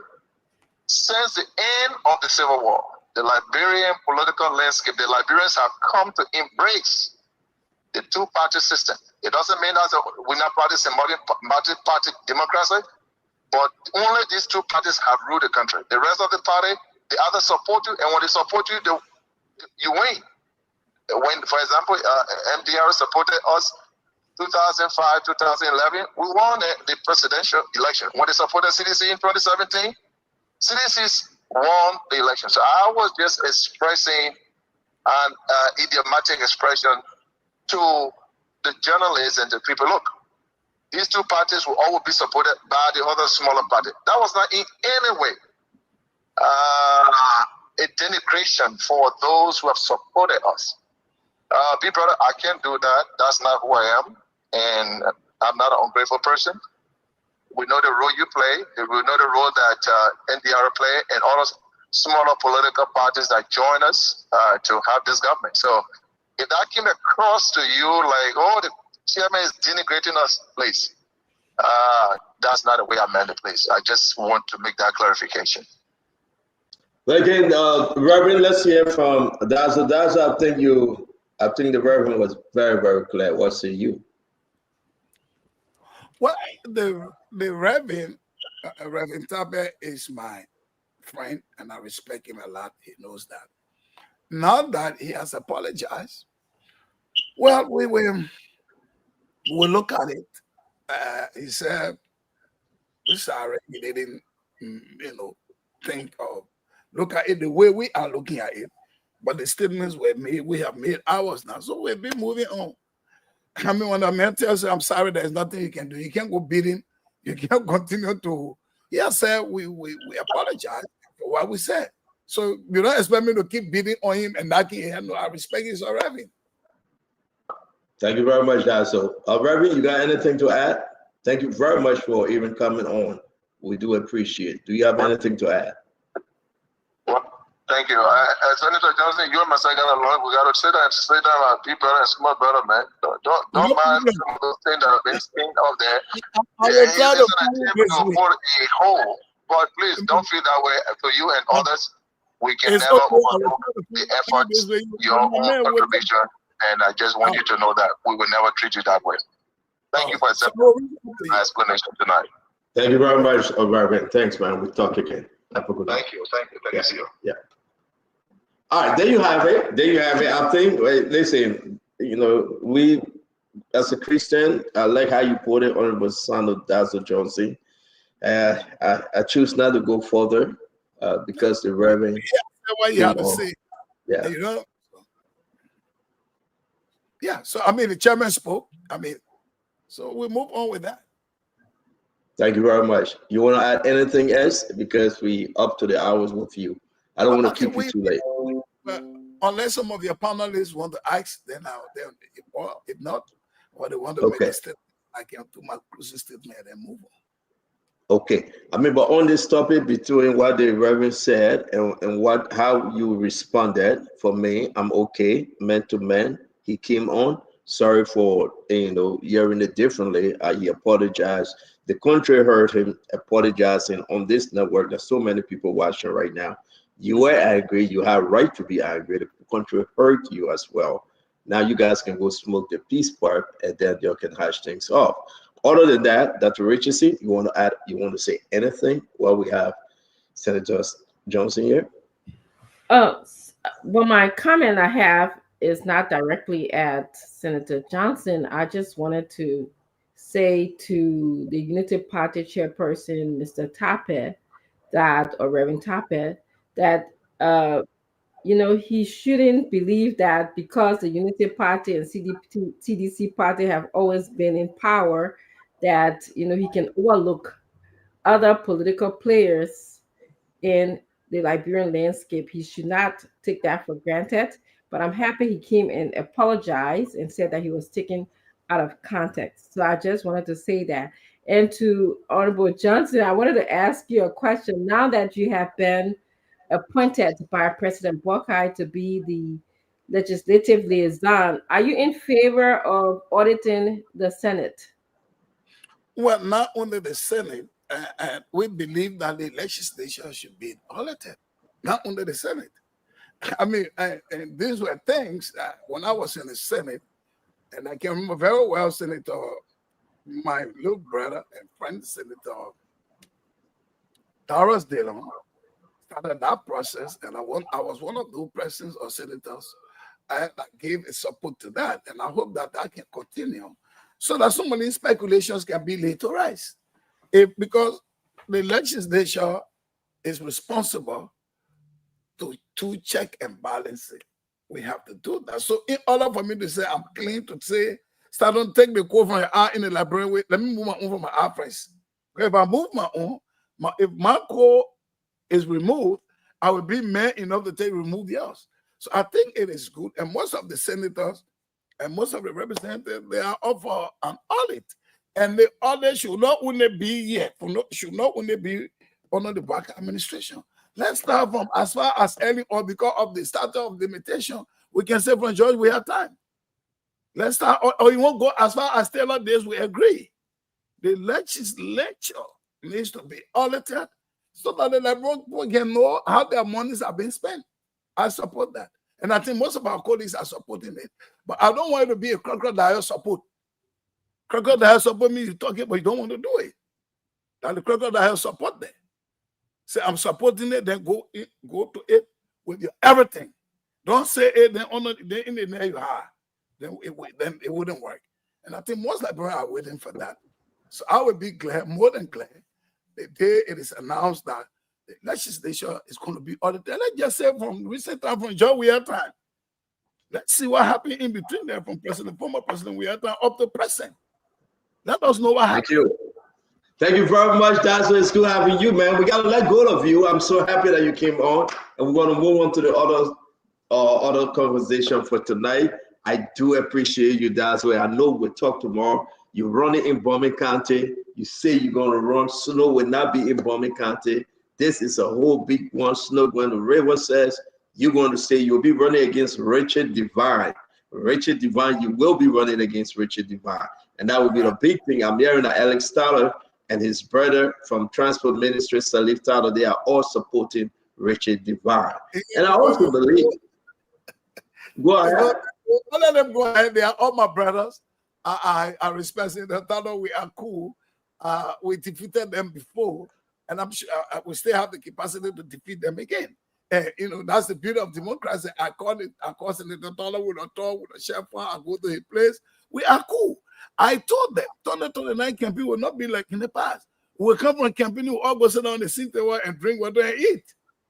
I mean, that's the maturity we want to bring to the table. We're not going to fight because at the end of the day, I will win. So I'm not worried about who is there, who is not there. Let me ask you the last question, then we can say goodbye to you.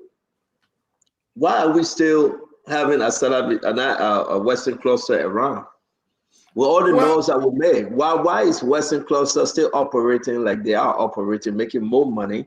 You from Bombay County. They are not operating right now. No. They are not hauling O's again. And you know, Staten, you helped us 3 years down when we went to court. Because we knew that nothing was going to be achieved. Nothing was going to happen for our people in Bombay. All of you were here. You supported us. We fought, we went to court. And the Supreme Court threw our case outside. We all know what happened. And today, the people of Bombay, they know exactly who is who. Thank God that President Barker came into power. And he's president now. The issue of Western Cluster has been handled at a different level. They're not trucking O again. I think they are now trying to do some rule. They're supposed to be on the alternative rule from Bombay to somebody called Jamaba in Bombay, where they will do their own, and they're trying to review or go back to the MDA. That was our fight. Just revert to the MDA, the Mineral Development Agreement, and put aside the MOU. Because the MOU was intended to support money in few politician pockets. We discussed it here. So where were the other concession that came up? Whether it's a concession or that was just on a contract, on an MOU, the one that Alex Tyler said, now this Western cluster taking all the oil. It's called the Congo mining. That the guys who doing the Amani, what they call black sand. Yeah. Or like something. And called the Congo mining. I think they went to the Ministry of Lands and Mines. So the people to answer that question is the Lands and Mines Authority. Because mind you, the legislators cannot do that unless the Ministry of Lands and Mines is involved. But so I think a lot of stuff that's taking place in that regard is hurting your people, the people from Bombay. Right. What are you saying? What are you doing? Well, I can tell you, Stephen, there are certain things. Excuse me. I will not say it now. We are going to fight a battle. We are going to fight a political battle. We will not put all of our ammunition outside right now. We are keeping our political arsenal intact. And so that when we get there, and then the people of Bombay County will know exactly where we are going. So we are taking notes. We are following everything that's happening in Bombay, and we speak to our people, and our people will understand and will make the decision they want to make. So give me a chance. I'm doing it work quietly. Besides the the blacks, and there are other things happening in Bombay. We are taking those, we are collecting data. We will not want to do the Western cluster so that when we open up, the poor Bombay County will shake and they will stand up to fight for their rights. The Dazo, the Sandro Johnson, former Senator, Bombay County, we do appreciate you and have a good evening, sir. Thank you very much for coming on. Okay, yes. Thank you, all of you wonderful people. Yes, sir. Thank you. That, you know, one thing I want to say, this is what we do. Sometimes we come so hard that we play, but this is what we do. I called the Reverend. The Reverend said, let me address this thing for us to move on. I was speaking to CMC and Musa Hassan Beniti, not to the other parties, but actually on what Musa Beniti said and what his party wrote. We have what was written by Musa Beniti and CMC, and actually that's what the chairman, Reverend Luther Tapper, was responding to. I think we did +1 today. We brought peace home. Yeah, I agree, and again, you know, we're getting answers, at least clarification, and that's good. I'm glad you reacted quickly, and was able to get at least Luther Tapper on. I got to tell you, CEO, you know, I asked the senator a question. He really didn't answer my question. He said we did the best we could, and he didn't point to one legislation. He didn't point to one ministry, one SEO that he brought to the legislature as part of his oversight job. So it seems like, you know, he was just there, low impact, no impact. And that concerns me because I think there are some of us in the country who have so lowered the standard and they think that the people of Liberia expect almost nothing. So you've been there, you've done nothing, and then 4 years out, you already announcing that you want to come again. You know, you can't point to something you did. You know, at least if I say I want to run for my give, I say, what you did? I say I had school there with free tuition and then for the children, I run my after school program. You can't point to one thing, but 4 years out, it's early. You don't tell him, oh, what you doing? Yeah, you doing. They say doing your thing quietly. So I think part of our responsibility as citizens is to hold people accountable and let them know that Liberia deserves better. We got to raise the bar standard. It's too low. You give me a job, you give me plenty of money, you give me long tenure, and I can't point to nothing that I did. That can't be the way forward for our country. It just cannot be. But I'm glad he came on. Yeah, seriously, I'm glad he came on, and I'm glad that the Reverend Luther Tapper, the chairman, spoke, you know, and addressed this issue. And I think on this note, we should move to the next conversation. It's so interesting to have all of you joining us tonight. Please share the show. Let's make more progress. We came across some videos. We came across a lot of story, and I'd like to just bring it on. I hope we can give it our best shot. This one is about Creighton Donkey. I want us to hear him. We heard what Samuel Koga said yesterday. We want to listen to Internal Affairs Minister.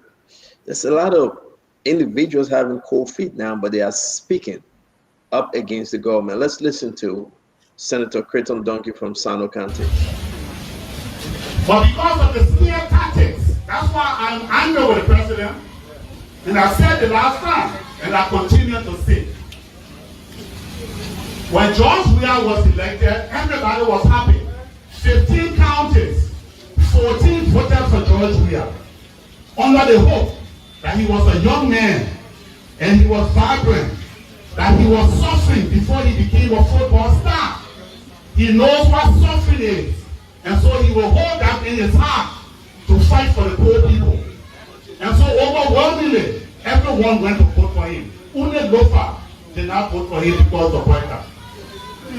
After 6 years, the very Liberian people became disappointed and said, we will bring the Boyka man and let's see what he can do. Boyka, as an old man who barely walk, we believe that he has the virtue of the Liberian people, that he will face these people and hold the door by its hand and fight the international community for the exploitation of our resources in our country. He failed to do that. Elder Richardson, Bwaka failed to do that. Bwaka is an old man. I mean, this is not the first time you found this senator going after. He went after George Weah. This time he going forcefully after the sitting president, President Bwaka. You know, this is what I believe Mr. Johnson was trying to address and trying to say to the Unity Party chairperson, Reverend Tappet, that, you know, simply your project that Liberians voted for Unity Party and CDC, that means that, you know, you should take other parties for granted. You should take other people for granted. We should be looking at our country. The Unity Party led for many years, CDC led for many years, Unity Party is back again. What changes have we seen in our country? This is what the question that Liberians are asking now. And that's what, you know, to some extent, Mr. Duncan, or Representative Duncan, Senator Duncan is, was he a representative, Duncan? He's a senator. Senator Duncan. This is what he was alluding to. You know, we have to, Liberians are getting wiser. They're getting smarter. They are no longer going to just vote because Reverend Tappet says so, or because the Unity Party said so, or the Unity Party was in leadership forever. We're going to vote because we want to see a change in our country. So you can ask smaller parties to collaborate. I think there's nothing wrong with asking smaller parties to collaborate with you, but you cannot take those smaller parties for granted either, okay? You cannot take the Liberian people for granted either, and that's what we're seeing. All of these people are descending now. That's what I wanted to add. But Richardson, before I leave here and go to Fubi, 1 year, 8 months, 7 months, 9 months. Are you kidding me? We talking about the fraction. There is no collaboration again, that Richardson. Things falling apart so quickly, so soon.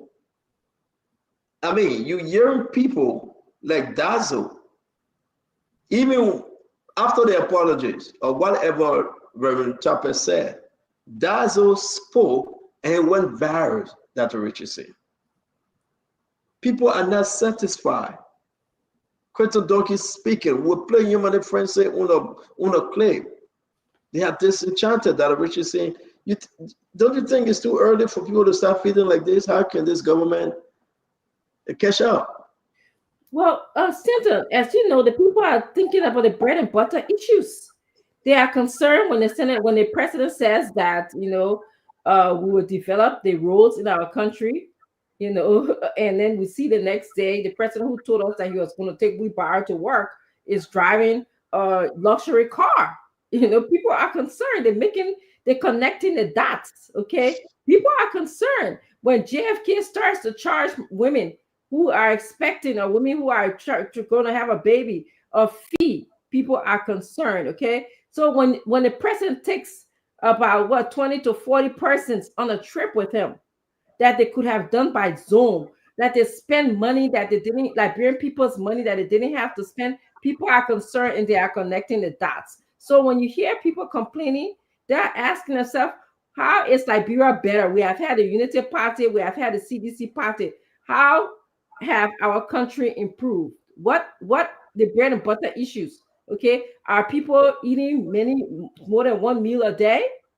Are people having our healthcare system addressing their needs? Is our education system helping our students now, today? Those are the questions that our people are asking. Damn, wow. Fubi, I want us to, it's like everybody talking about Dr. Richardson listed over 5 major issues and asking the question. People are asking this question because it's all relating to the bread and butter issue. But you listen to Senator Quentin Donkey from Sano, he going after the president directly, head on. Talk to me, Fubi. Yeah, so I think Quentin should be from CDC, right?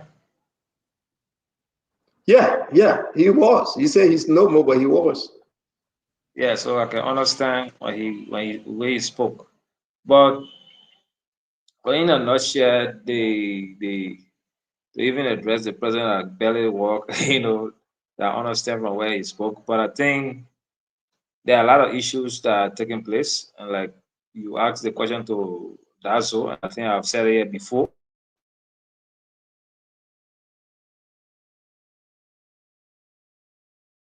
In the past, and we owe it to the government, also owes it to the citizen to shift to the economy. I've always said that the economy is a major factor. You can do all the basic things. If you don't drive the economy properly, especially the private sector, people can afford the basic, people will complain. But whatever we do, we can do all the shifting. And there are two major political parties that are going to run the show in 2029. And that's going to be a Unity Party and the CDC. And the other parties will also play their major roles. But we urge the government to focus on directing energy to solve the problem. I've given the government 3 years, like I said before. And a government that will have succeeded CDC with seriousness, I'll give them 3 years of seriousness before they can get the country back on track. So the government has not ended up for a second year yet. So they got a few months plus 1 more year to do. And that way, I can gladly say that this government is proceeding rightly or wrongly, but we'll keep encouraging the government to take advantage of the opportunity that they have to solve the many problems and give Liberians the hope that they are yearning for. So see a prosperous nation. And I still don't doubt that it is possible. I still don't doubt that it is possible because I've my own analysis said 3 years. So we are not going full 2 years. So we look forward to seeing that. So what for your analysis? I said that's my own analysis. Yeah, that was my way for you. Okay, Phoebe, thank you very much. No, I don't think you win. I urge the government also to play a part. But I said 3 years. I think within 3 years of seriousness, the government can have a shift from what. I understand. Let me bring in Uncle Sam. Uncle Sam, let us talk quickly about Quinton Donkey. And you go down the line. I think Darius, you're going to send me that video too. James Barney, he was very strong. He spoke something in that direction also. We hear in Francis Humani, right? Sam Koga is going after Jeremiah Cone. It's like things falling apart quickly. Uncle Sam. Stanton, I said it more than a year ago, right after the inauguration. When I saw the composition of the cabinet, I saw the composition of boards, I saw the composition of everything. They don't have it in them to solve the problems of the country. LDEA, you know that, which is the #1 public health problem in the country. They don't have the professional expertise to solve the problem. You look at the economy, poverty, the 8th poorest country on the planet. There is no real plan. The arrest agenda was written by 2 men much older than I am. And I don't even know whether they understand things like sustainability, opening up the economy, the financial architecture to intermediate GDP. They don't know none of these things. They don't know the bread and butter issues of today, the geopolitics of today. Let's ask the Liberian people, open the phone line. What has changed since January, I think, whenever 20th, 2024, up until today, that they've seen, which is an improvement in their lives? Zero. What everybody talking right now is because they figure that the people who are in power, they're greasing their elbows, they're not sharing the spoils, and that's the reason why they're talking. They're not talking about my water. If you look out my window right out here in Gate Town, there's a shanty town. 70% of the people in the city of Monrovia live in slum communities. In 50 years, sea erosion, the city of Monrovia will be fully covered by water. There's no environmental mitigation methods that they're even thinking about doing the mitigation to even stop that. Teenage pregnancy, 30% of the 13 to 19-year-olds get pregnant. In one school the other day, you saw it, 27 children in that high school got pregnant. Zogofication, and I'm calling my own word. The former deputy director, the LDA, Hassan Fariga, said there's 1 million drug addicts in the country. 1 million drug addicts in the country. Nothing they know how to do about it. I come in and out of this country. Look at Rawalpindi Highway. My government since 2020 to about 2024 could not finish the 34-mile road. And then for them in 19 months cannot finish a 34-mile road. Everything that they said they were going to address, METEC, CTN, and the other thing. I am a victim of METEC. We imported some equipment and they tried to like jack up the prices of the equipment, and they took almost a month. We had to pay charges over $13,000. There's nothing working in the country, Stanton. And if anybody out there tell me that something is working in the country, let them call in and tell us what is working in the country, what has substantially changed since these people came to power. That is the frustration that has been sent out there because people see no change. They don't see any change in the lives of the people, in their personal lives, and they don't see no strategic direction. They arrest agenda. They arrest agenda. Can they tell one thing in the arrest agenda? Agricultural production. How much rice was produced in 2023 versus how much rice is produced today? How much cassava was produced in 2023 versus how much cassava is produced today? How many miles of paved road have they given us since 2024? These are things that they don't know how to do. They don't have the ability to do it. And that is the frustration that is being aired out there. That is all that is happening. Stanton, every single community in this country has a ghetto. What is the plan? Hold you there. Let's hear from the rest of the team, and let's hold you there, Uncle Sam. Thank you. Dr. Beauplan, real talk. People are disenchanted, they are discouraged in government, outside of government. You're hearing the rumors, the whisper, and here we are again. A lot of government officials in and out, members of the legislature, people in ministries, they are complaining. Who would take the blame? Who should be held responsible, Dr. Beauplan? 18 months in this government. Well, the simple answer is the people who are in charge of the government. So the government asked the people of Liberia to give them opportunity, and the people did. So now they have the privilege and the responsibility for moving the nation forward. The privilege of leading, the responsibility of moving people forward and making the lives of Liberians better. So they ought to blame generally the president and the whole government. That said, though, pay attention to what people are saying and then listen for what they are not saying. You know, it's easier to criticize and it's hard to contribute. It's easier to tear down, it's hard to build up. So you're a senator, you come and you're critiquing, you have an absolute right to do that. And I don't think anybody, you don't have to be a rocket scientist to understand that the economy is a little challenging. The president himself have admitted, right? That's why he got his, contradiction, correction committee. I just call it that. But the people who's supposed to look at why I think the contradiction, you try to lower things here, but then prices going up there. So listen for what you're not hearing, though. Senators in 2025, lawmakers, we all know, very powerful people. So much so that administrators of so marginalized caucuses run counties. You come and talk about what's happening here that's wrong, but you don't talk about what's happening in your county that's right. See, all of them have a responsibility to create pockets of best practice. You're supposed to say, in Sino, look what we're doing here.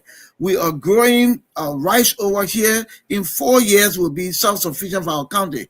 So what it seems to be, Stanton, and Liberians need to address that. What it seems to be is that we have run into a place where we have so many leaders who are visionless and not creative people. They're position holders, they're not difference makers. If one part of the country is not working well, but you have some power and authority over the other part, make your little portion work, because then we can borrow your good example and try to replicate in other places. So yes, the government is struggling. Yes, the economy is struggling, but all those who have the privilege, who are paid high salaries, who enjoy all these benefits, should be doing something in their area so we can see some progress somewhere. You can't just hold a job and then 6 years, 9 years later, you can't show. The people of this country center cannot afford that anymore. That time is past.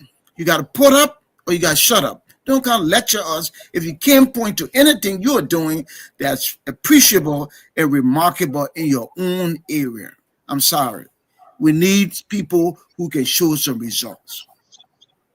Well, thank you very much. Thank you. I'm going to bring in Wanto. It's good to see you on.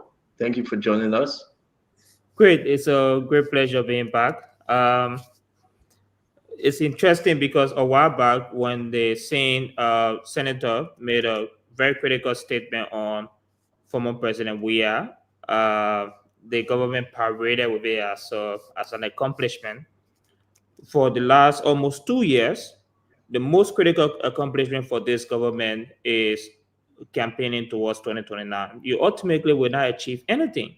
I've not heard about anything, any pragmatic plan, any solutions to the current crisis that we have more than Joshua is not coming back. That has been the entire policy blueprint of the government, regardless of the fact that this government have a very incredible policy blueprint. You know, take for instance, Stanton, the arrest agenda. One thing that the government have here that's very interesting to note is that the government lay out an agenda that will only have government contribution at 30%, which is $2.5 billion. The private sector is definitely at $2.5 billion. And then you have overwhelmingly, the most important aspect of where this government intends to be able to get their contribution from is for international support. So the very arrest agenda is a failure in aspect, because if you have your entire agenda with an agenda where you can be able to deliver international funding at a higher peak rather than government subsidy, it means that you obviously will not achieve anything. So the government is hugely dependent on international funding to achieve all of its agenda. The Millennium Compact is still in process, not favorable as possible.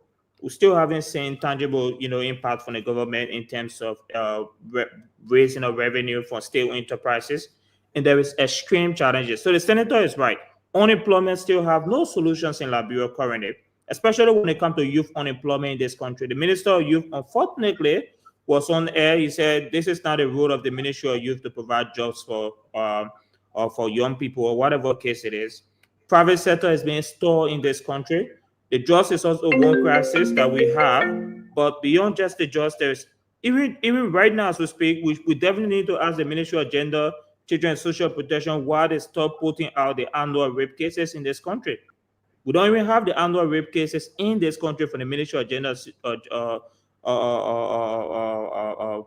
preview. The other aspect is when you read the child labor law, this is another issue that is growing up right now. There was a statistic, I think, somewhere in one of the counties that show overwhelming child labor growth in Liberia. Even the U.S. State Department pointed to that. So for me, he's right. And I obviously see no way out of this because the government is still campaigning towards 2029, and they are not really leading forward to be able to create pragmatic solutions for us to move forward. Thank you. Thank you very much. Let me bring in Darius. Darius, let's hear you on Senator Creighton Frankie. We're trying to squeeze this thing and cover all the other videos and clips. Yeah, so good evening to all of the panelists and our people home and abroad following the discussion. Senator Duncan from Sino is saying that this government, the rescue government, within 2 years have failed the Liberian people. The expectations of the Liberian people have been dashed in Kavala River. That's what the senator is saying. Particularly, He's saying President Bouaka has failed to manage the resources of the country. Foreign companies are exploiting our resources. Mind you now, the citizens of Nimba, through their legislative caucus, have been complaining of ArcelorMittal. Guess what? The following day, the president went there and said ArcelorMittal is the best performing company in the country. Despite the concerns, despite the grievances of workers and the citizens of Nimba over the investment, the president praised them. And trust me, he will definitely renew the ArcelorMittal deal. One will want to ask, what happened to HPS? The great HPS that was pushed before the president traveled to the United States, that was used as a bargaining chip. What is responsible? Concession over that agreement, access agreement over to the legislature. What happened when the president took over with Western Cluster? They scored a political point. Subsequently, today, Western Cluster is still operating. China Union. So Senator Duncan is frowning on the president for his failure to manage our resources. And then if you listen to Honorable Bani the other time, he talked about increasing taxes to expand the budget. So you increase taxes on the poor people, the budget goes to 880 million, and then 80 to 90% of the budget goes towards fabulous salary, fat salary and benefits. And nothing comes down to the people in terms of investing in programs that will improve, social programs that will improve their life. So yes, this rescue government, from all angles, they are failing. And the good thing is those who brought them to power are the very people checkmating them and speaking against the failure of the government. So like I said, CDC will not be campaigning, or any other political party will not be campaigning in 2029, because all of the things the rescue government promised, they are failing day and night. And the expectation of the Liberian people is dead. Thank you. Let's just wrap this up, because this is important, right? This is so much important. Today is Wednesday the 27th. Today is Wednesday the 27th. All those of you that join us, man, we really, really appreciating you a lot. Let's just read this one from Francis Yemane Internal Affairs. They've been talking about McGibby. I thought Francis from Lofa. Is this the same Francis, Internal Affairs Minister? Is this him? Those of you that know him? Liberia's Internal Affairs Minister Francis Yemane has admitted that McGibby County has been largely sidelined in government appointments, dispute delivering the third highest vote, despite delivering the third highest vote for President Joseph Yuma Bouaka in the 2023 election. Is this Francis you're sure that's him?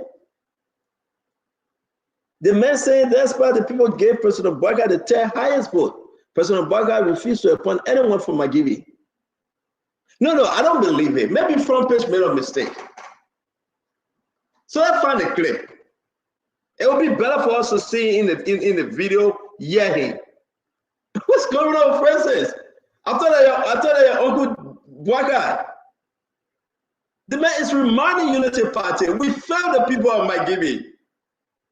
If it wasn't for McGibby, addition to Monserrato, we couldn't have come to 20,000 and some more change of vote.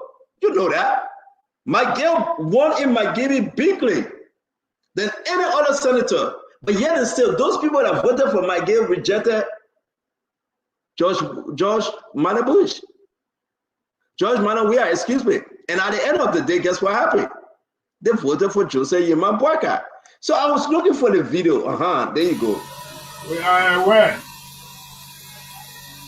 that McGibby County took the third place in terms of voting President Joseph Yuma Bouaka, especially in the second round.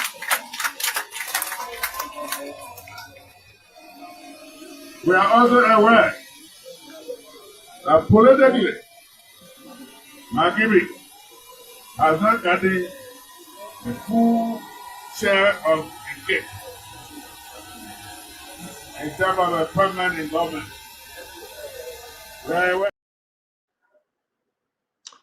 Is it lying though that the rich is saying, or is this time to tell the truth?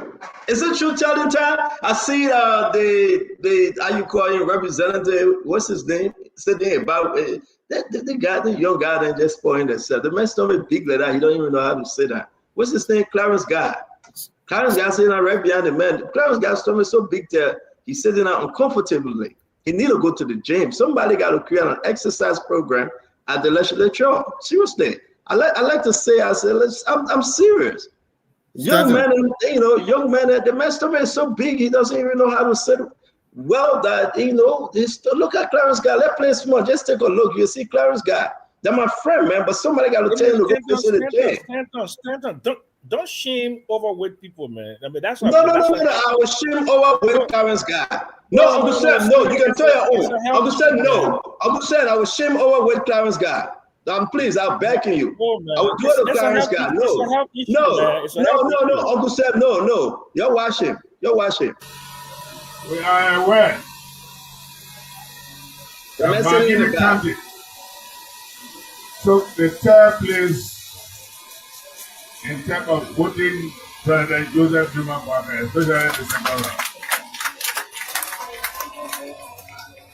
We are aware. We are also aware. Look at Clarence Guy.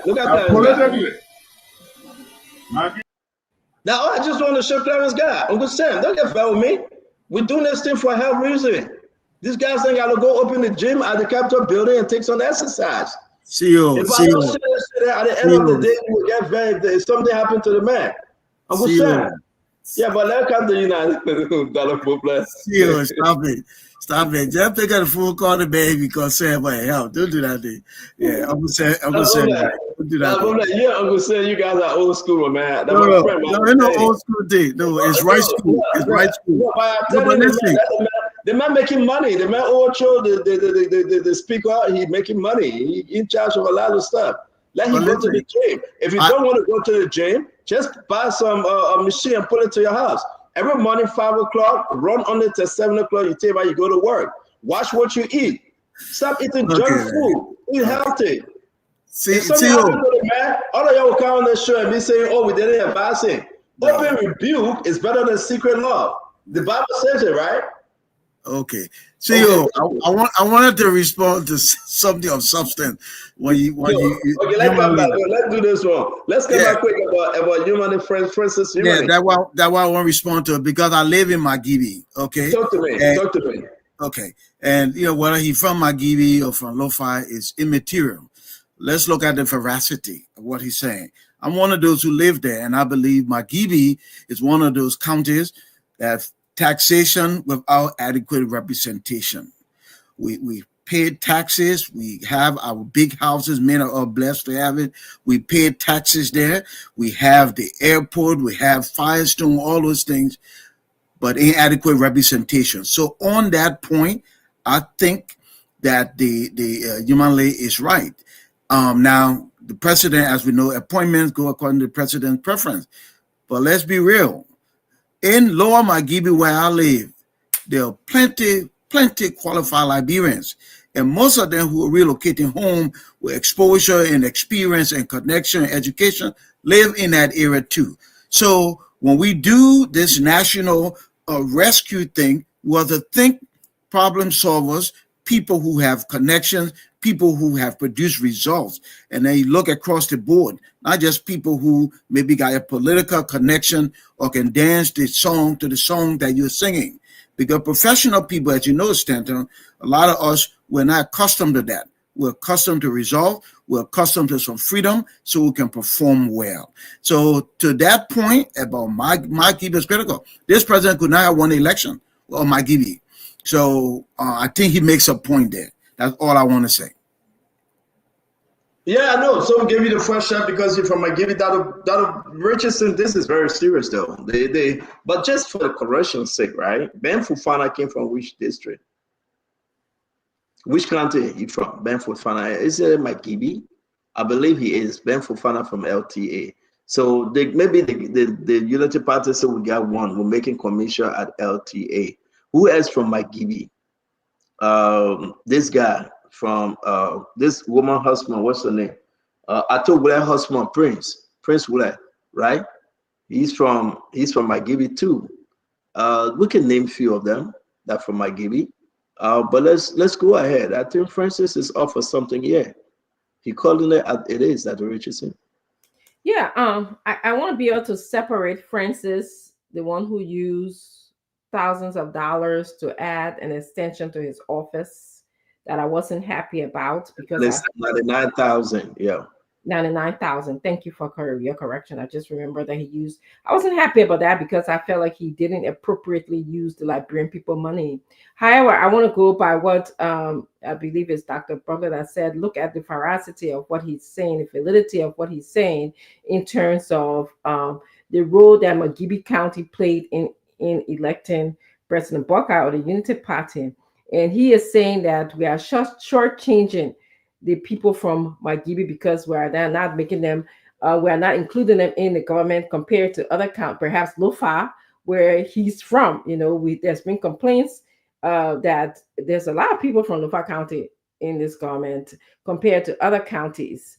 How accurate that complaint is compared to the whole country. You're right, compared to the entire country. Yeah, that's what it's compared to. So that's what we have to also look at that. But I would also want to, he has a valid complaint. We need to be very inclusive in using the expertise, the talents of Liberian people so that we can bring change. And, Uncle Sam was right. It's using our people. We have a lot of talented Liberians around the world and in Liberia that can solve our problem. The issue that we are having right now, we're not using our human capacity and our human resources in the right form. We've done this for years. I remember John Malu coming on this show and saying that when he went to go observe, the resume or the letter for many, many Liberians, it was so inappropriate. It was a mismatch between where we put them and where the qualification lies. So we really need to study that in terms of developing our country. So I would want to separate Nimani from the one who used $99,000 to build, his office versus the Nimani who's speaking truth to power right now. Yeah, and by the way, Yumane is not too well. You can hear his voice. I know that. He's been up and down going to Ghana, and we wish him well. What he fight that situation. He's not too well. He's an old man, but he's thinking about running against Thomas Fala in Lofa. We wish him luck. We have seven. We have. They say you mustn't talk about old man yet. You mustn't talk about old man. Yeah. Who's it? I'm just telling you. Look, he's an old man. He's not too well. Right. Please talk about age is in the head, Angel. Age is in the head.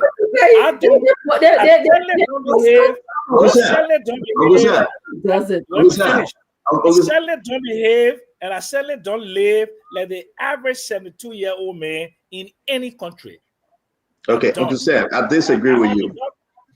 Uncle Sam, I disagree with you. But because you are 74 years old, Uncle Sam. You are not 72. Oh, 79. You are 74. Okay, so to leave this thing a little bit, Uncle Sam, we're not talking about you today, but you don't behave like talk about age. Don't talk about people's health. Let's talk about the issue. This is not what the show is about. The show is about everything. We see everything, we talk everything. We hear everything. Okay. Yeah.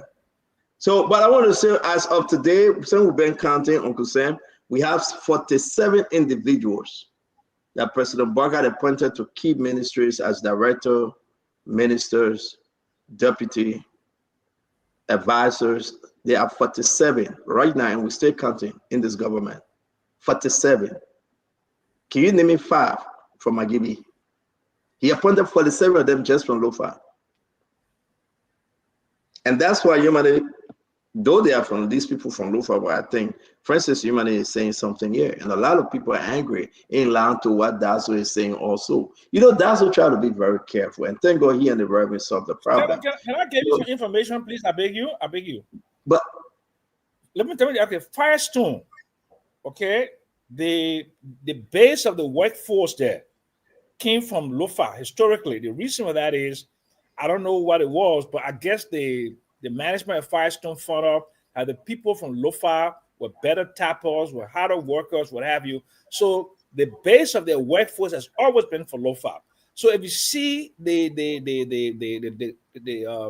ethnic demographics in Magibi, it is heavily tilted toward people who origins are from Lofa, including like the Saboli, including like so many other people, like even your man Gipsy Pepsi, Pantella Patrice, and all of the parents are from Lofa, but they came to work in Firestone. That's why there's this heavy presence of Lofians in Magibi because of Firestone. Yeah, but we are talking about today. Okay, No, but we're talking about government.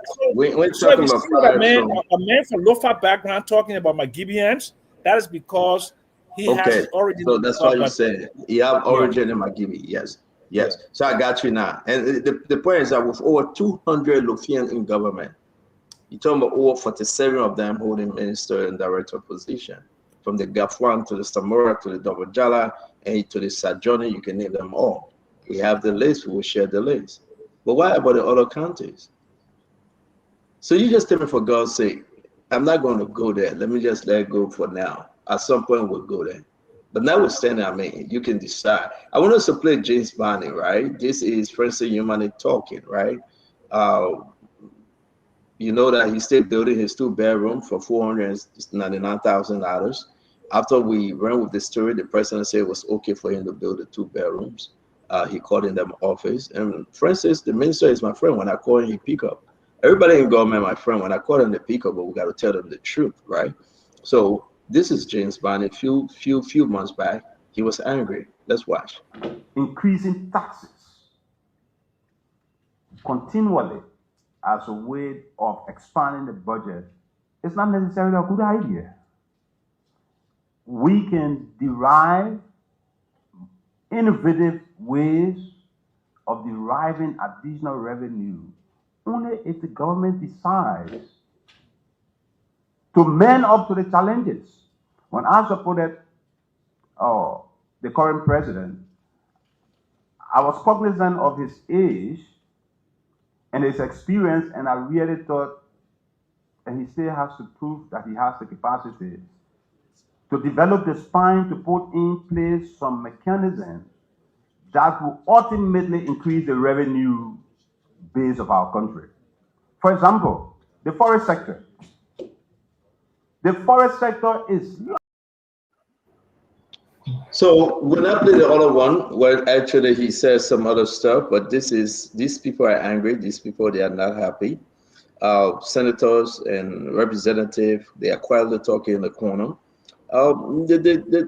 This government, Fubi, as much as you give them 3 years, let me bring in 1, 2, and Darius quickly. We try to do our best to run with this thing. If something is happening seriously with this government, and I hope that we can get to it. The nose is in the market, the political marketplace. People are not quietly going to bed politically. The bread and butter issue is a problem. We woke up today, Cyril Besloyanti said, well, we strengthened tie with Japan. So just to strengthen tie with Japan, we took 40 plus individuals to Japan. Well, we couldn't just take the phone and strengthen tie with them. We've been having a long-term relationship with Japan. Look at the Japan Freeway, the Japan Freeway in Gainesville. DeLong went there to take picture with another African country leader, and he happily posted the picture. That's strengthening tie, not only with Japan now, but with another African country. Everybody, when you find Ghana talking about Toyota will make this their hub in Africa, when you find other countries getting benefit, but we just willing to strengthen tie. And you think, because that Richard said you were going through this yesterday, but what at the end of the show, but then you think about, say, our leaders serious? You spend all the country money to go to Japan and eat sushi, and you say you want to strengthen chicken wing and shrimp fried rice, and you want to strengthen tie with Japan? Today, what's the outcome? Listen to Cyril Bester, nothing. Nothing. So these guys, people are mad. People are saying, we voted for President Barker for nothing? What is he doing? What is he saying?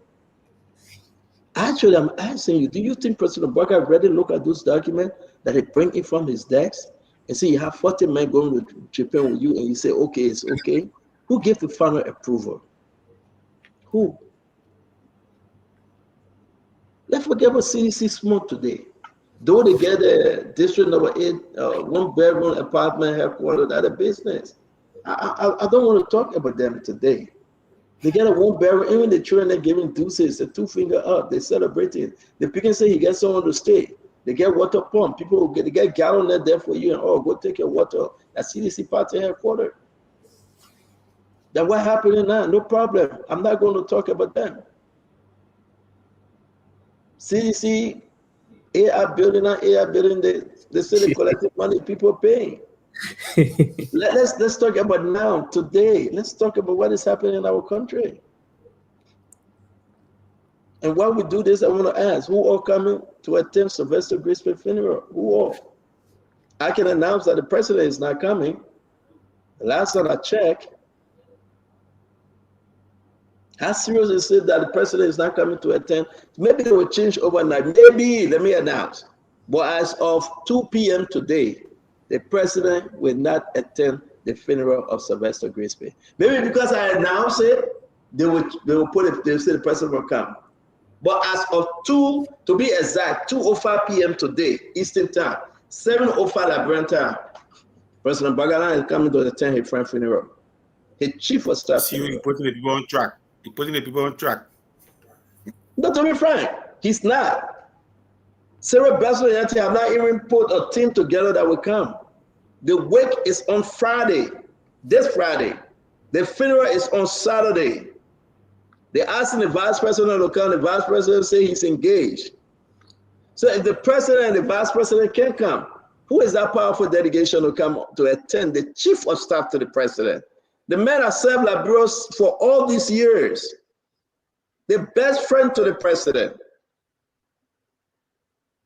Why are they not attending his funeral to give this final farewell that Richardson? Why?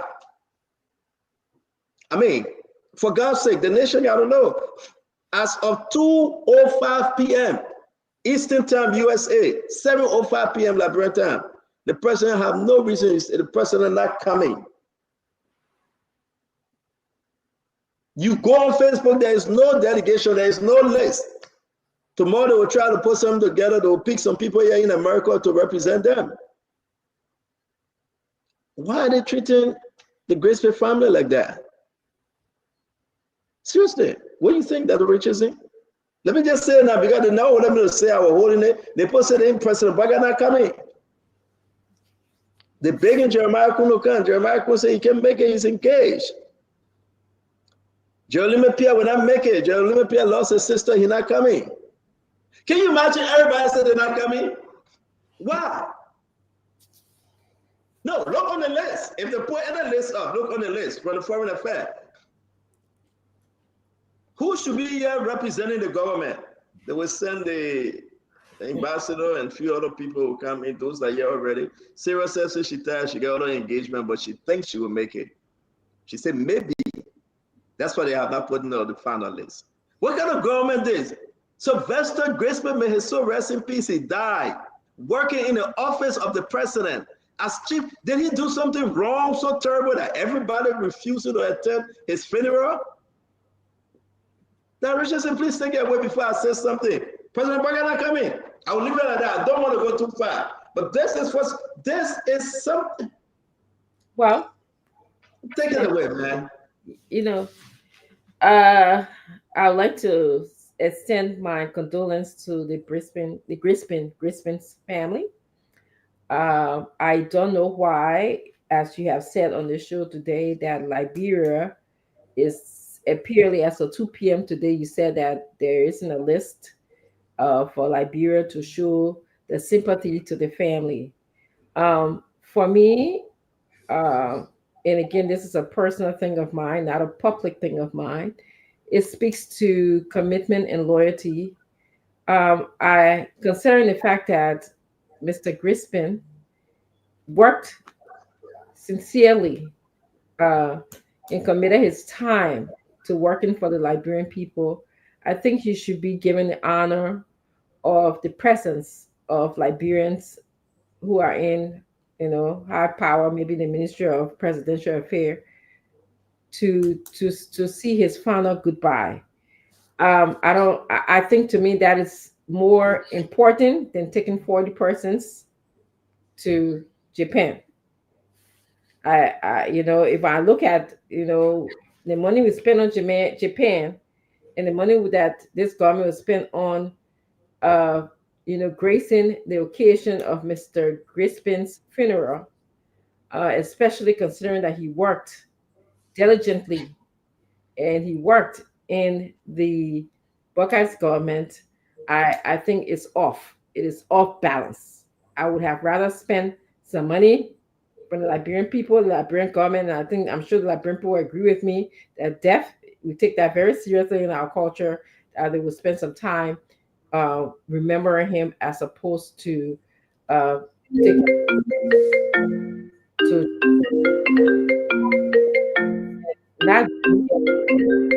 from it. I read, and I said this yesterday, I went on the Ghana website, I went on Angola website, I went on other African countries, I went on their websites and the government to read about what did they accomplish in Tokyo compared to Liberia. And I saw that we did not accomplish as much as those other countries. So that's what I like to say about that. Richardson, thank you. And to those of you in Liberia, just ask around, go on Facebook, see what is happening. Fubi, I'm listening. As much as I, went against Crispin policy, I respect him because he's from Sando County, but we are different in politics. But to hear that as of today, 2:05 p.m., they got no list, no delegation. The president will not be coming, except something changed because I have announced it.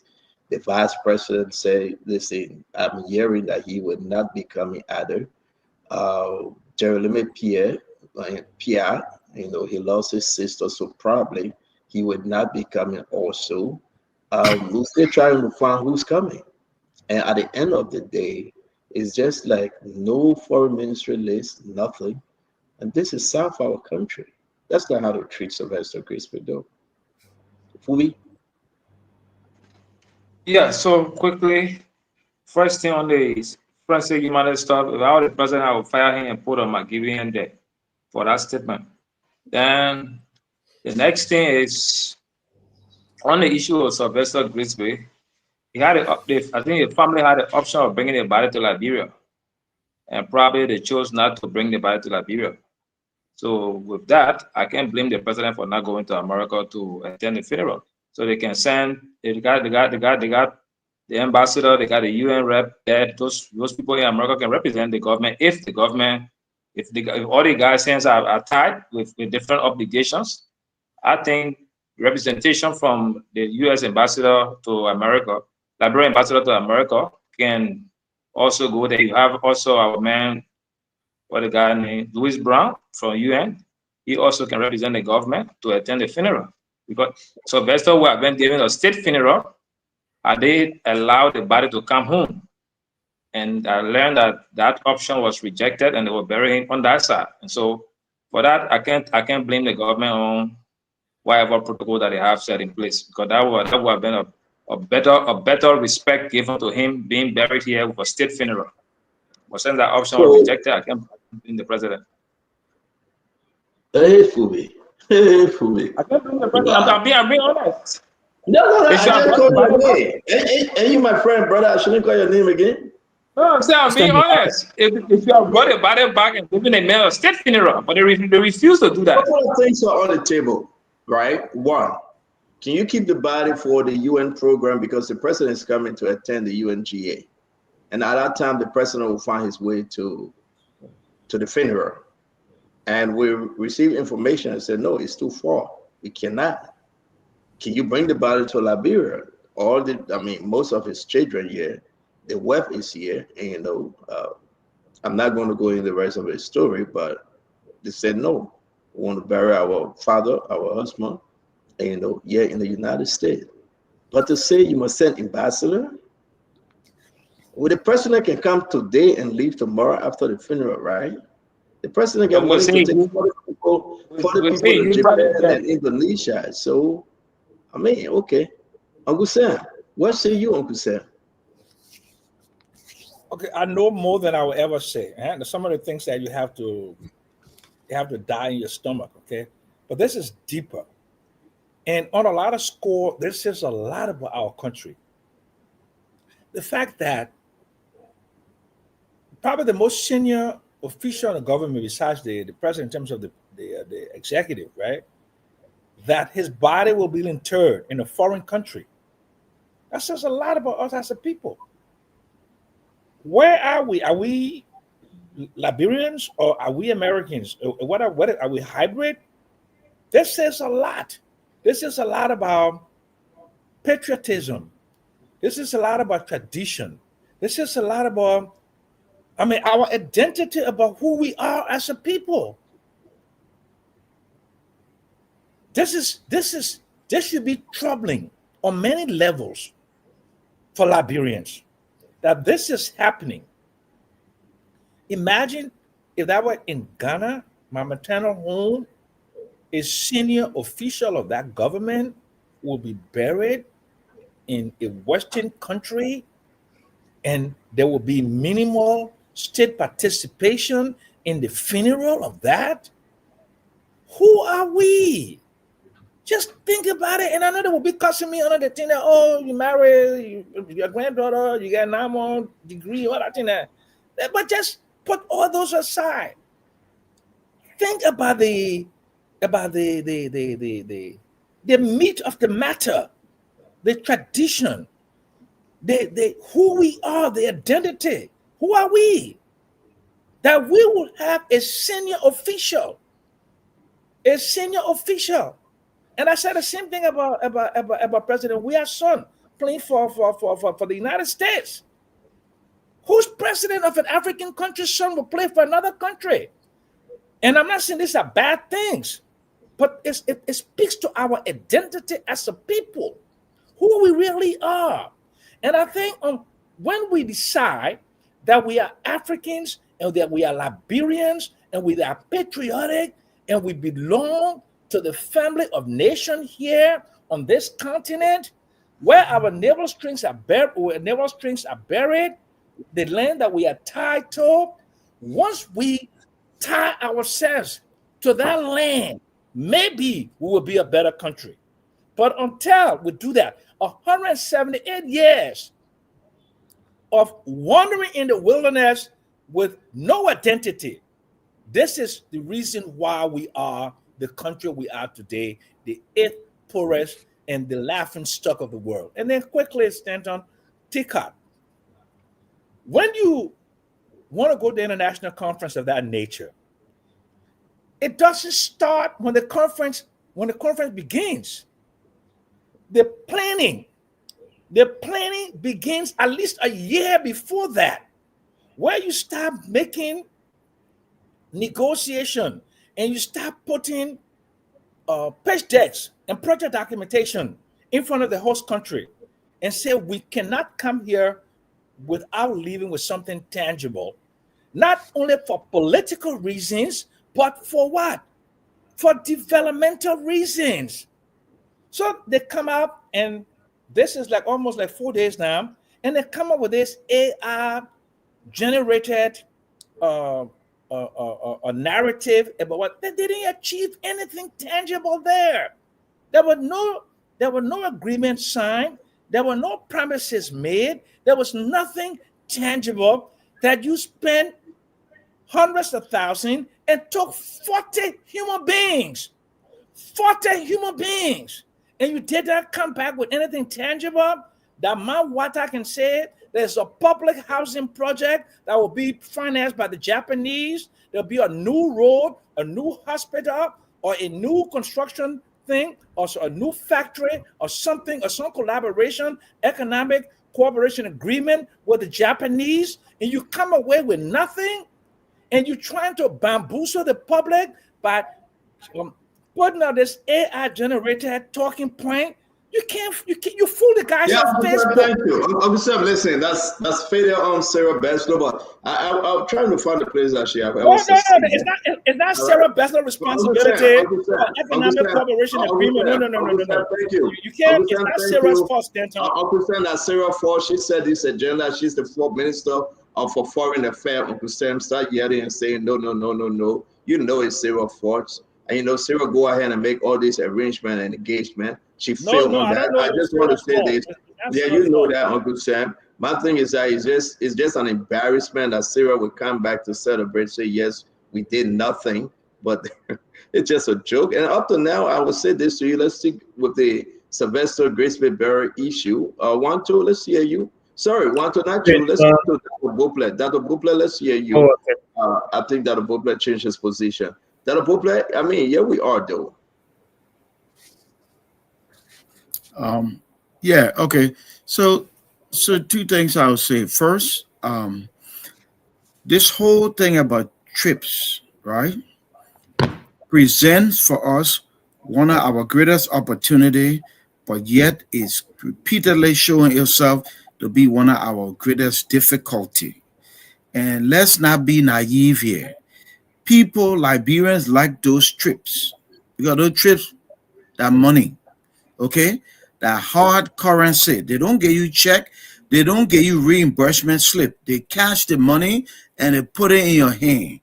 So you go with your DSA day by day and all those things.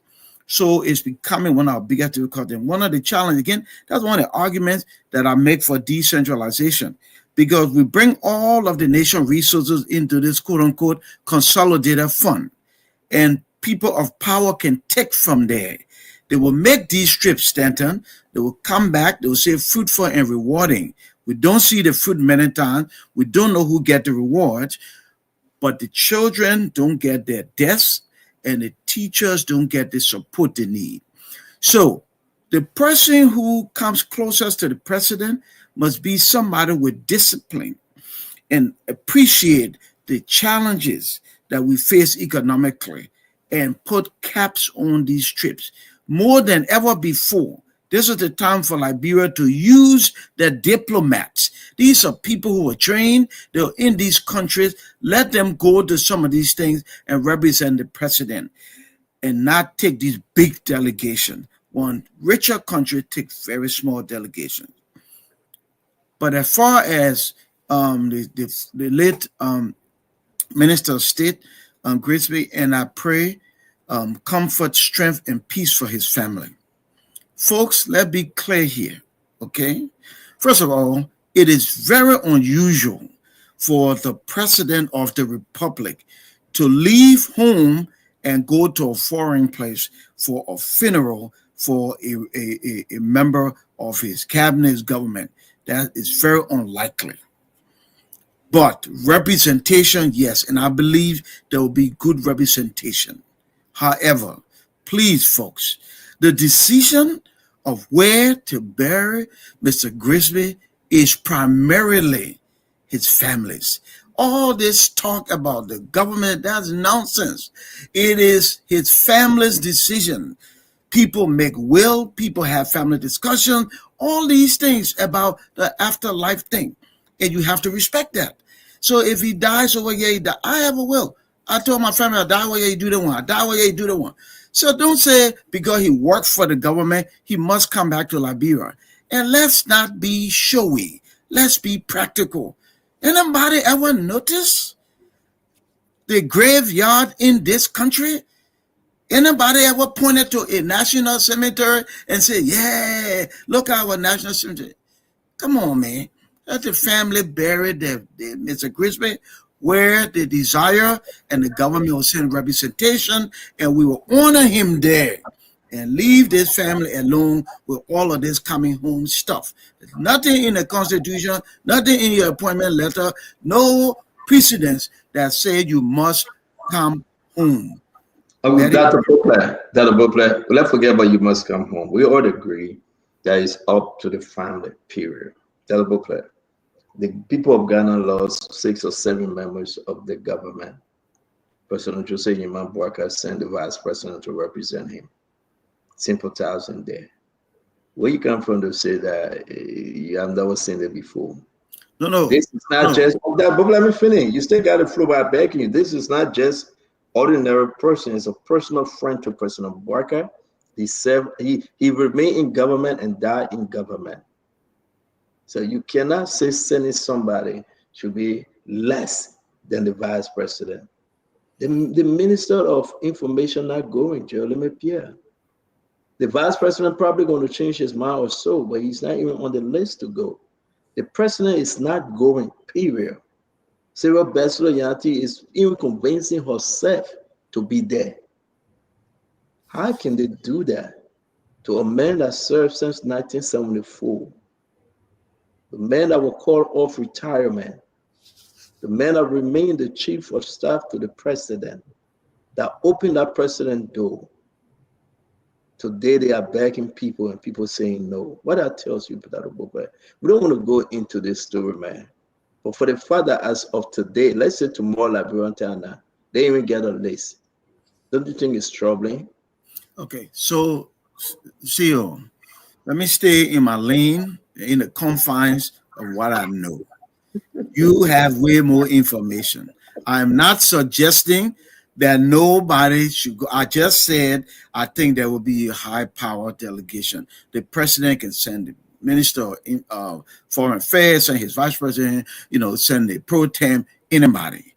But for the president himself to travel to a foreign country when a citizen that he would do that for a foreign government when their country is bereaved, it's very atypical.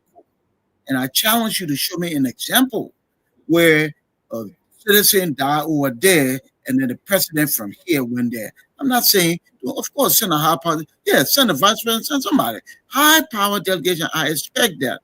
But I don't know that the president himself will go. And by the way, I want to be very clear. I don't know their list. I work for the government standard, so I know the list. I don't know who they're sending. I believe there will be a high power delegation. That's all I say. What do you call a high power delegation? In the absence of the president, the vice president, the information minister. That's why I said now I don't know. I don't know the list. If you already have that confirmation, then we'll go with what you say, my friend, because I ain't get that list. Tomorrow, not far on our time yet. You're in Baltimore, I'm here in Jersey. Let's wait and see. Maybe Sarah is writing something right now to put it out there. Darius, Darius, what say you? Yeah, so I think it will be a disservice if the president or the vice president do not go to attend the former chief of staff and the minister, the late minister of state funeral. Mind you, don't be surprised if they send a justice minister, because it is a justice minister that is just processing all around the country.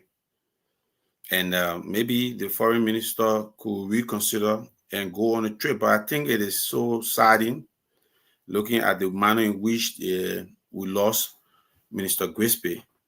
And then the president have said to the nation that the late Minister Grispe is not just an ordinary person to him, but a longtime friend, classmate, and what have you.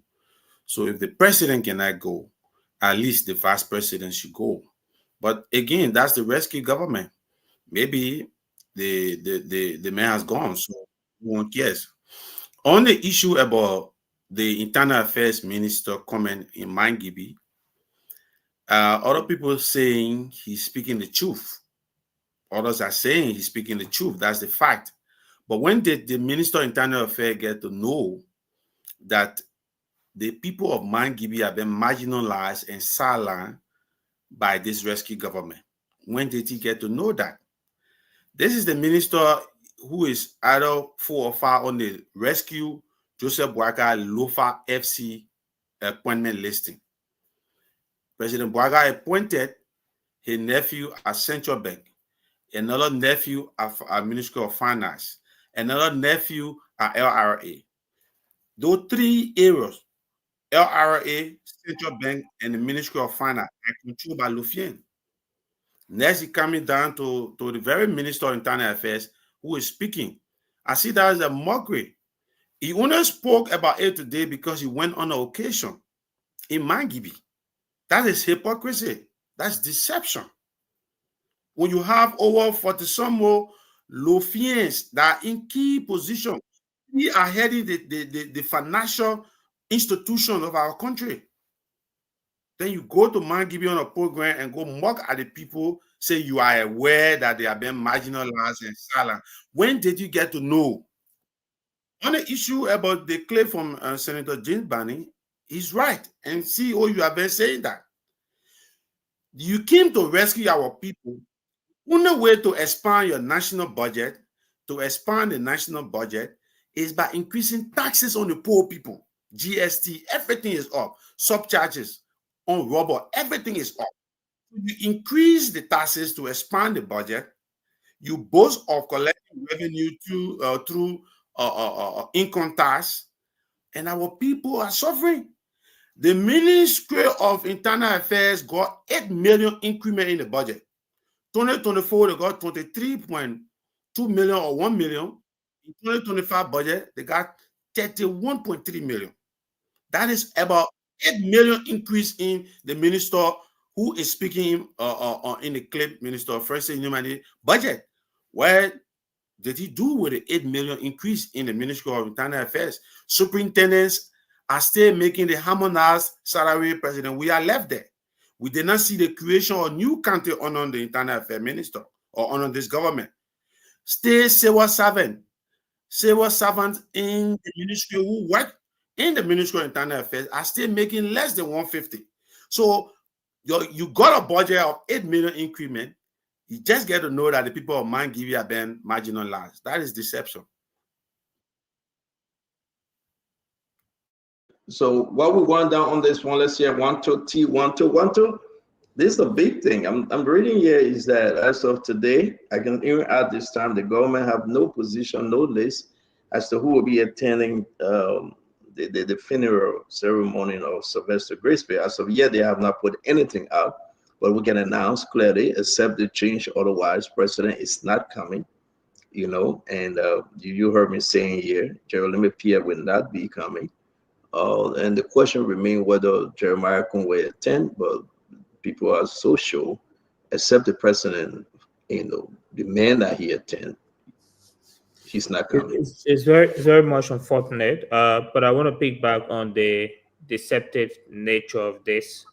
No, again, I'm not saying, you know, the president was being deceptive, but I know for sure when his chief of staff died, there was a wave of information that the president is depressed, his close friends and Allah. You know, I think this entire justification, if the president is boycotting a very close friend and Allah for years in high school, it's a demonstration that it was probably political rhetorics. No, I'm not questioning the intention about it, but I know for sure if your close friend and Allah who serve you as your chief of staff died and his family made a decision to be buried in the U.S., how long will it take to get in a flight to go to the U.S.? The president just went for a trip to Japan, which is far more in terms of flight time comparatively with the United States. So for me, it's very concerning. The next aspect, I want to disagree a bit with Mr. Jackson. I think there's a difference with what we call, you know, the leverage of patriotism and family trust. The family decided specifically where they want their husband or their dad to be buried. That's a matter of personal choice, far different from politics or, you know, ideology or patriotism. I think, you know, in this scenario, we have to be as fair and balanced with the choice of the family, respecting that aspect of it. It could be anyone. You know, your family make a decision and they should be given preference in that kind of scenario. I think this is very concerning that the government is boycotting the chief of staff, which is one of the most privileged roles in governance, barrier in the U.S. And it speaks more to the level of hypocrisy in the United Party and the hostility and the animosity that also exists between different officials in government. The other thing that's very important to note here, Stanton, is that you are right when you lay out the 47 low-fat appointment in government. Probably will be more than 47. The entire financial sector in Liberia is controlled by LOFA. And I think Darius quoted that the Minister of Finance, the central bank governor, the Liberia Revenue Authority as well, even the deputy governor of central bank, can list all of their names with very key critical role. So when that statement was made, Magibi, I question the honesty of that statement, because the very individual who making that statement is also an internal affairs minister. I will not go the route as Forbes said the president should fire him and have someone. I think that's very outlandish to say. Everyone should have a right to criticize, specific governance position regardless of the role they serve.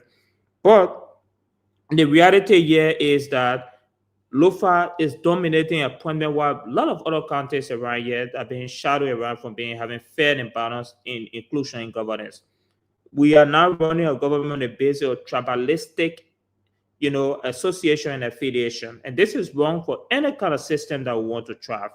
You cannot run a government on the basis of tribalistic sentiment, affiliation, or, tribal ties, or whatever it is. Nepotism is also very high in this government. When a few time ago, when I posted a list of appointments in Lofa County, others said, "Oh, Grand Coup had the same, not Grand Coup, but they said the Southeast had the same thing." So Lofa now is being compared with a whole region when you argue on the leverage of appointment. Yeah, another county that will come into this conversation is Nema County. Regardless of the fact that Nema County produced the vice president, we're very critical in ensuring that this government succeed. Nema is also being sabotaged on appointment. Today we saw a statement from Koga. Koga was very much concerned about the level of lack of Nimbanese in governance position. And this should not be a matter of entitlement. I believe that governance should be on the basis of competence, but it should be fairly balanced regionally to have all of the countries represented and have every Liberian having fair share and opportunity. So that's my position on that. The other aspect, there was a statement made by the senator on revenue. Sandor, it might shock you to know that there was a report specifically laying out the amount of revenue deficit we have on this government. I'll just read the report.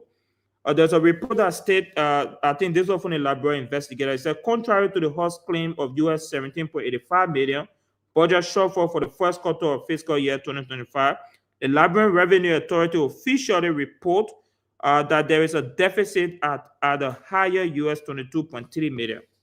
So we have extreme deficit, and the senator is right when he spoke about the lack of revenue. State-owned enterprises in this government, they are making more money. The campaign on President Weah that the state-owned enterprise are receiving benefit that cannot be accounted for. Since these guys had the opportunity to serve, the lack of different other state-owned enterprises, when you challenge them on the question of cutting down some of their benefit, they will never cut down their benefit. So the reality here is very concerning as possible. There is extreme hardship, poverty is exacerbating at a very high peak, unemployment skyrocketing, the government has no solution, and obviously it's very embarrassing that we continue to have tribalism at a higher peak. The only argument we can see today and tomorrow is that Joshua is not coming back. But we should have a conversation beyond just Joshua coming back. Government is failing massively and extremely massively at a very higher peak. And today, there was a public poll that I posted out, and I'll close on this, Stanton. This public poll on Facebook said that President Weah had, I think, 52% of public poll approval, comparable with President Baga had 40%. In less than 2 years, President Baga approval rate is reducing on Facebook polls.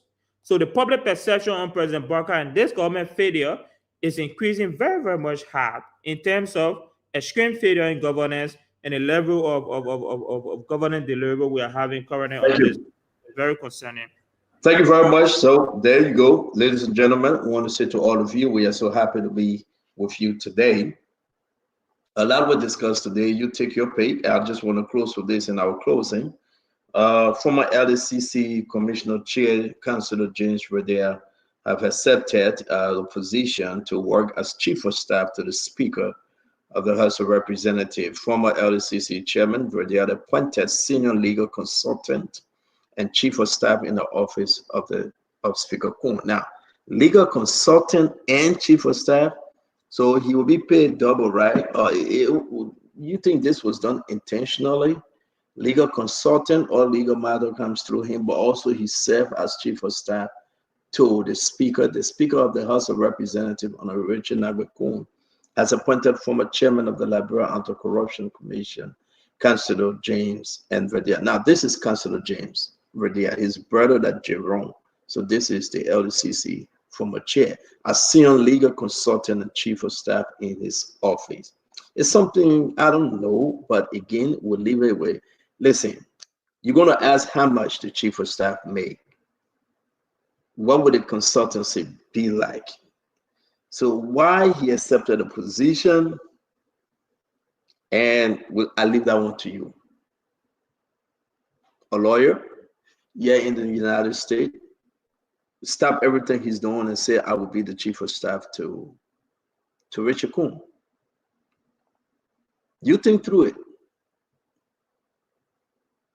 I mean, not only chief of staff, but he's going to do some consultancy work as well. What's going on? So that chief of staff, Richard Kun, had fired him because he's not qualified, or they've given another role. But are you seeing what we are seeing? Are you hearing what we are hearing? I say my own, you say your own, and you decide. It's only important that we close this show today because today is a great day. I want to say thanks to all of you. And we also heard today that late this evening, some folks from the court dropped the discovery document to Councillor Ward concerning Fonati Kofa case, the Austin case. They dropped the document to at the gate of the law firm of Councillor White, and they gave it to the security.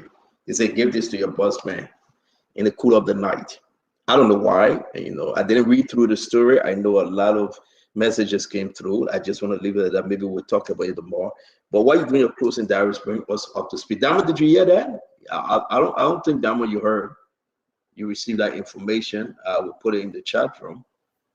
Damo, not hearing you. Can you unmute?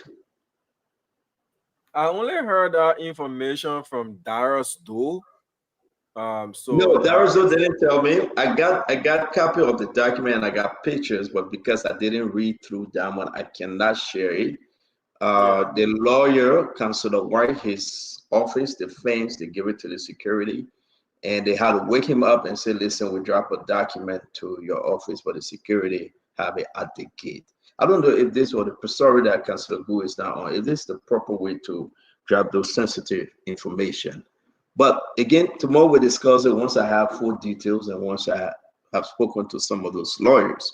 I'll say, but on this note, let's just end the program, and then we want to say God bless you all. Uncle Sam, let's start with you. Then we'll come to Dr. Poplay and Henry, and then the rest of the guys will come on. Well, thank you very much, Chanter, and thank you, my my fellow panelists. I've been in Liberia now a little more than 24 hours. And my sense of observation since I came is like there's a degree of restlessness, there's a degree of anxiety, and there's a great degree of disappointment. Great degree of disappointment, not on my part, but on the part of the Liberian people. I see it in their faces. I see it in how people react to one another, the anger, the frustration, and also the degree of animosity among the two. There shouldn't be polar opposites in politics, right? There should just be a disagreement. But the polarization of the society is undermining social cohesion. And what that means is that the Liberian people, we're not together. We're not together. CDC, UP, and the whole thing is 2029. I may not be alive in 2029. And there are many of us who are alive today will not be alive in 2029. What are you giving us today? But the politicians, they're all concerned about 2029. They're not concerned about the fact that maybe only 10% of the population of the country have access to pipe-borne water, and that only 1 of 3 people in this country have electricity, 33% penetration rate of electricity. They don't care the fact that more than 50% of Liberians are suffering from food insecurity. They don't care about the fact of rising food prices. They don't care about the fact that the educational system is messy. They don't care about the fact that juvenile delinquency is rising. The drug addiction, the affliction of drug is, consuming the entire country. They don't care about that. What do they care about? A power grab. And what do they use the power for? Self-aggrandizement, pecuniary benefits for themselves and for their family and for their concubines and others. When was the last time they went to West Point to look at sea erosion and to do something about mitigation? When was the last time they went to West Point and they said, what we'll do about the congestion in West Point in Logan Town? And they haven't done that since post-war. All the governments, they don't care. They don't care. How do we make them to care? That is, to me, the puzzling part about this, because we are all embedded in our separate camps, supporting our friends and family and colleagues when they get to government against the interest, against the national interest. And I'm getting very, very, very, very frustrated. Very frustrated. Not for me. I'm 72. I can die any day. I've got a great life. It's you all young people. Yes, okay, it was 75. It's you young people that you haven't even enjoyed nothing in your life. You haven't enjoyed anything in your life. You haven't seen the goodness of nature. You haven't seen the goodness and greatness of the potential of this country. You haven't seen anything.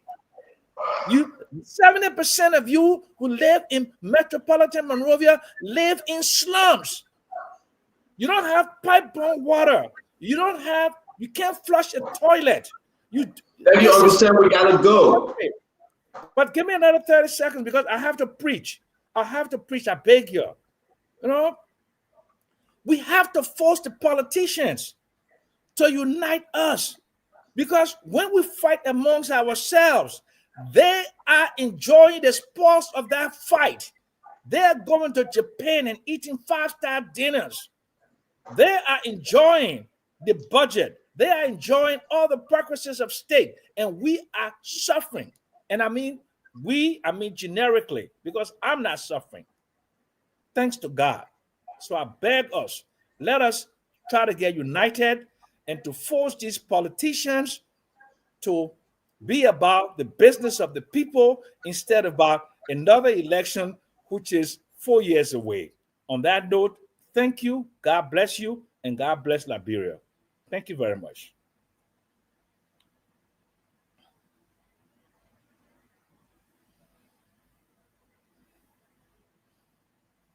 Yellow Bobler, please. So, Senator, as we close tonight, I just want to say again that for all of us who are given the privilege to serve the Liberian people, you must do your best to produce results so that you can point to what you've done. To say I had a job, but you can't say what you've done, one, it's evidence that you failed the people, but two, you lose the moral authority to come lecture us about what the future looks like. Because when you had the opportunity to shape the future, you did nothing. So all of us who serve, whether it's in legislative branch, executive branch, judicial branch, you have an opportunity to make a difference, do so. Let it be measurable, let it be appreciable, and then you can point to it and say, yes, what I did when I was there. I also want to say, Stanton, that, you know, as we look ahead, we must all be thinking about how we can make our country better. It can't just be political rhetoric. It can't just be trading punches from now until 2029. Because if we did that, then whatever progress we make would be almost negligible. So we'll be shooting ourselves in the foot and just waiting for another election to elect somebody. We must not do that. After electioneering comes nation building. We'll come together. You do your own here, I do my own there. And then we can point to the good things we're doing, no matter which side of the political spectrum you're on. It's Liberia's time right now. Let's build together. And then finally, I want to say, you know, the chief of staff, this appointment in the, the speaker's office. The speaker's entitled to chief of staff. I don't know that the speaker is entitled to a consultant. Now, the person he elected, a personal friend of mine, smart lawyer, great guy, I think he can do excellent in that office. But I hope that the consultancy is just an extra that he will offer to the speaker and not a paid position. You raise the issue standard, it's going to be double pay. I hope not. I hope it's a chief of staff position. Because remember, the legislative branch of government, House of Representatives, already got legal counsel. Okay, so the speaker doesn't need his personal legal counsel. But since he got a very brilliant lawyer, he can offer that to him, so be it. As long as it's that one salary and not multiple salaries. Thank you. It's been a good show tonight. Let's keep talking and let's keep making our voices heard so that our country can be better as we move forward. Brother Bobla, thank you. Let's go to our brother Fubi. Fubi, thank you, man, for today. Thank you for joining us. Yeah, so like I said earlier, if I was the president, I would fire Francis Imale and appoint somebody else to that position from McGibby. Because as a presidential appointee, you work at the will and pressure of the president. You can't go in the public and make denigrating statement about the government. You don't have any right to say that.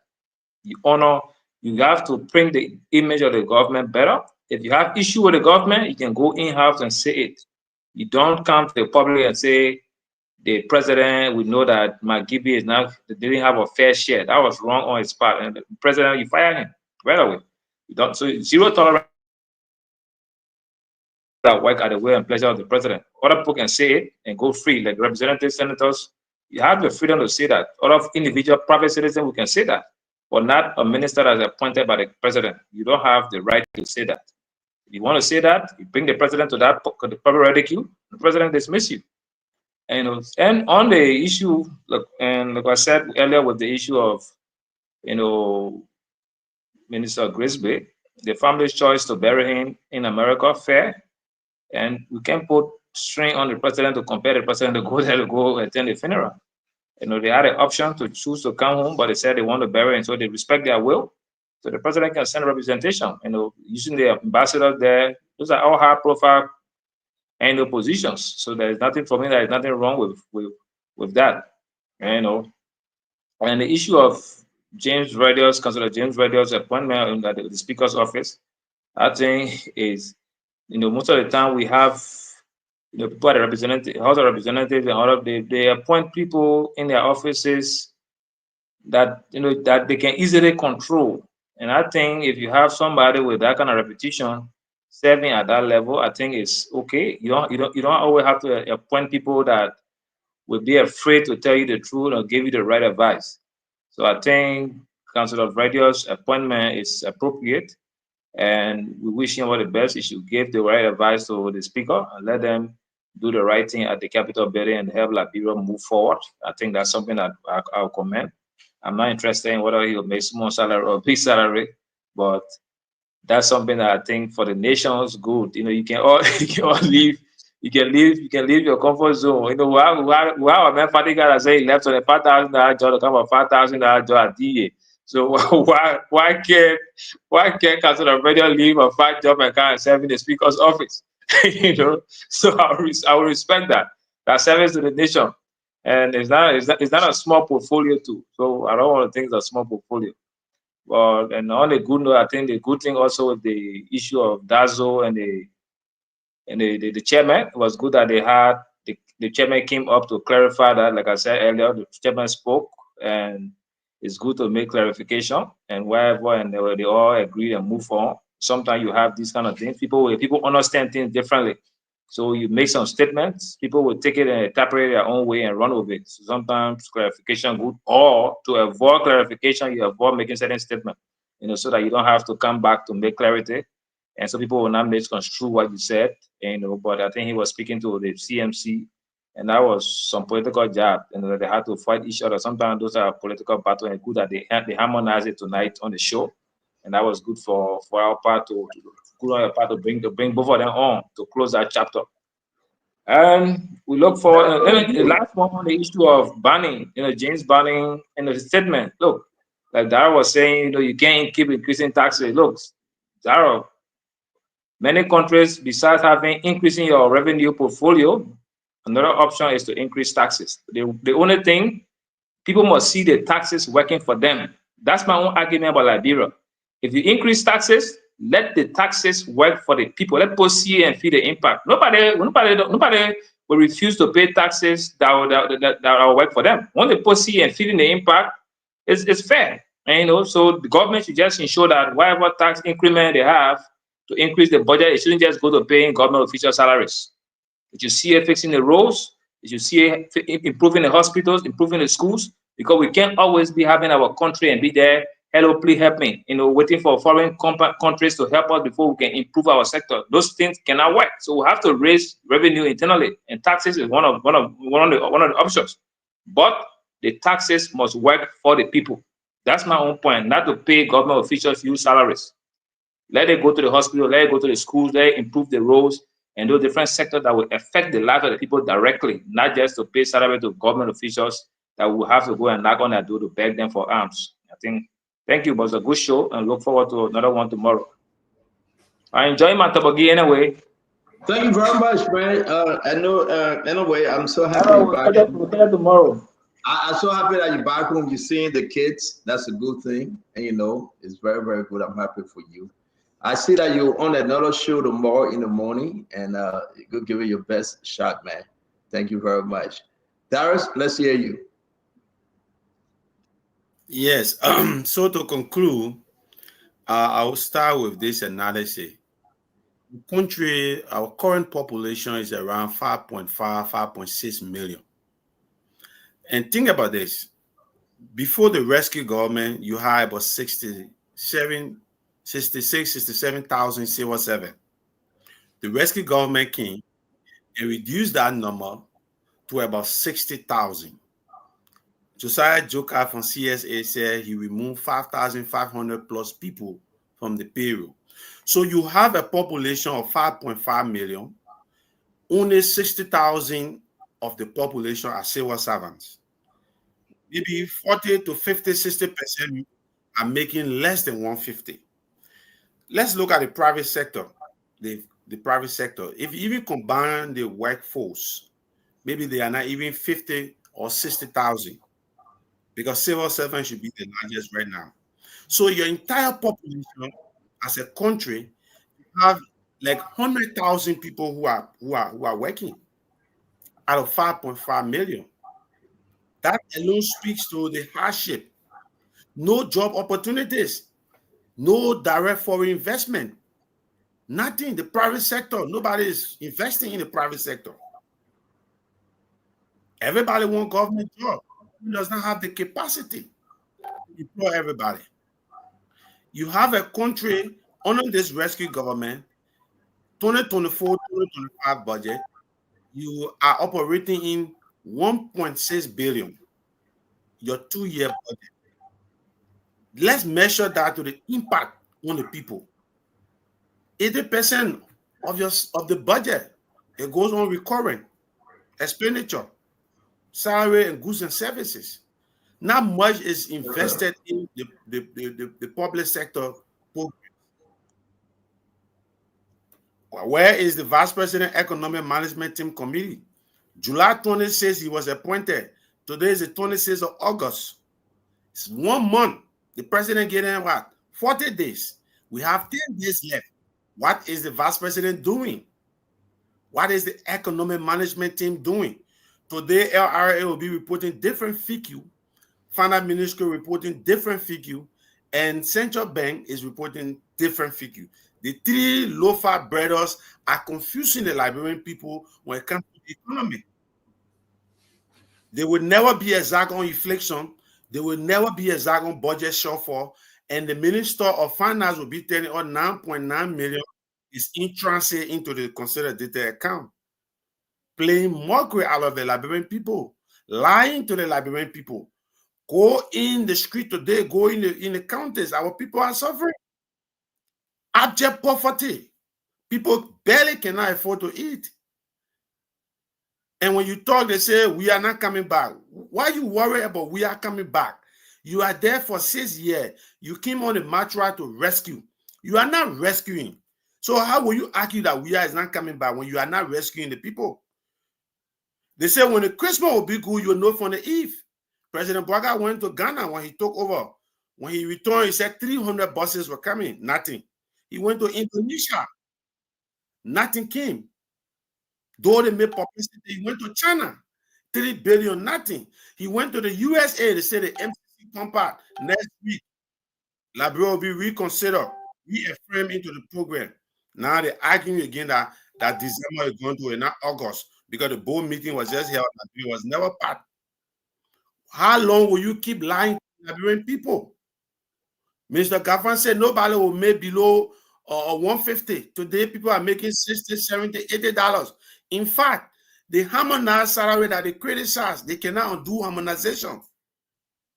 This is where Liberia is right now. It is nothing about we are not coming back. Don't worry about we are coming back. Worry about the 6 years to deliver, because Liberian will be comparing what you came to rescue versus what we are dead. 2 years, you don't have any tangible project across the country to show. No direct foreign investment. The companies that we are left here, you are still not improving the living condition of our people around. Look at the Ministry of Labor. What is the Ministry of Labor doing? 10,000 jobs to foreigners when Liberians are jobless. Unemployment remains really high. Thank you, CEO. Thank you very much, Darius. I know you are frustrated. Wait for CDC to come back. So very interesting. In Stanton, I know you do believe in public polls and perception. In modern world, there's a lot of opinion polls that look at the public perception governance deliverable. Tonight, very interesting as possible. There's one poll. The first poll that was done tonight have President Bouaga at 40%. President Weah at 52%. Senator Sir Joseph was interestingly included in that poll. With all of the extreme heavyweight conversation, he has 1%, which is around 300 some more votes. Then you have Musa Belete with 3%, far ahead of Sir Joseph. Then a second poll was done by a very popular website all throughout the last electoral process. The poll said that for the record, Weah has never won any poll against President Bouaga on this platform during Weah's 6th year. President Bouaga defeated him in all of the polls organized on this platform. Even at the early stage of President Bouaga presidency, there were 3 polls done and he won all of it. Tonight, it might shock you to know that this site did a poll that is currently ongoing. President Weah is at 62% on that poll. President Bouaga is at 37%. We can argue on the rudimentary of the poll and analysis and stuff. This is just systemic basic poll on Facebook. But the reality here is that this government is failing massively. Whether you like it or not, that's the reality. You can't change it. Governance is failing. Unemployment is skyrocketing. No solution. Absolutely no way out. You know, some of the very united partisans that campaign for this government, even public officials, they are complaining. Today we had the former senator of Bomi County was here criticizing the very government he campaigned for. We saw the statement from Senator James Bennett from Maryland, where he argued on the revenue authority. He even argued, he said, I've supported President Bouaga despite old age, I felt he was going to do something better. But I'm surprised. So these are the kind of conversations. It's not CDC, leave CDC alone. The very people who campaign for this government, they are primarily saying this government is failing massively. They are disappointed. Some of them, to some extent, they regret their support. But this is the reality. The reality here is that whether you like it or not, the conversation is not whether we are coming back or not. The conversation is this government are giving a mentor to serve, and every aspect of the action come back to say we are did the same thing. So there was no essence of getting rid of President Weah. And this is the reality about it. In 2029, the political process and decision will not be done between CDC and Weah, will be done on the basis of how this government kept consistently laid out and kept their promise through all their regime. And you can see that there's so much going on here. For me tonight, I think all of this conversation we'll continue to have on Spoon. It's an opportunity to have different perspective. Some people have cemented perception of what governance should be like. Some are very diehard driven partisans. But we know for sure that there will be a moment where there will be renaissance from every conversation we have to realize that there must be change. President Barker is failing. President Barker has no control of the governance process. He is tribalistic. He's very nepotistic. He has no ideas. And every aspect of governance is failing. And there must be change. And the change here is what we are looking forward to towards 2029. Thank you so much, Stanton. And I really do appreciate the fact that we continue to have this conversation on such a very critical national platform. Good night, everyone. Thank you very much, Wanto. Thank you, Darius. Thank you, Dr. Bobla. As always, Uncle Sam, I want to say thanks to all of you that joined us today. We do appreciate you. Like I said in this conversation, a lot of changes need to be made, and I can confirm, except by miracle something happened. President Joseph Yuma Baraka of the Republic of Liberia would not attend Sylvester Graceful's funeral. There's a conversation as to whether the vice president will attend or not. Again, we pray that the family remain strong. I also like to add other issue about the foreign ministry now. Sarah said, you know what, I'm tired. Maybe I can be chief of staff. I'm tired of running around. At the Ministry of Foreign Affairs, there's no money. They are stranded. You know, a lot of complaint coming from other, embassies around the world. People that have not paid, their rent. It's a serious issue happening on the Sarah watch. We're going to take a look at that this week. We also want to say thank God for the peace accord between Daniel Dazo, Sando Dazo Johnson, and that of Reverend Luther Tappe. It's a unique thing. Thank God they spoke to each other and they fixed the situation. For Francis Yemane, I think Francis is right. The people of Magibi deserve better. You call for the president to fire him. No, sometimes you speak truth to power. And I can assure you the president will not fire Francis Yemane, not on this one. And I also like to say again, it's a lot of stuff going on. The Unity Party got to buckle up. It's a serious issue happening here. It's something very, very, very serious. As we move towards the end of this year, you either fix it or you step aside. And Unity Party losing. They are losing it. It's just they are not helping. You can celebrate, you can jump around, you can cry. The people of Liberia, I can say this, every time we speak to them, they are crying on the bread and butter issue that this government is failing them. Talking in secret. Go ahead on the mountaintop and preach it. The Liberian people are not feeling the impact of the government positively.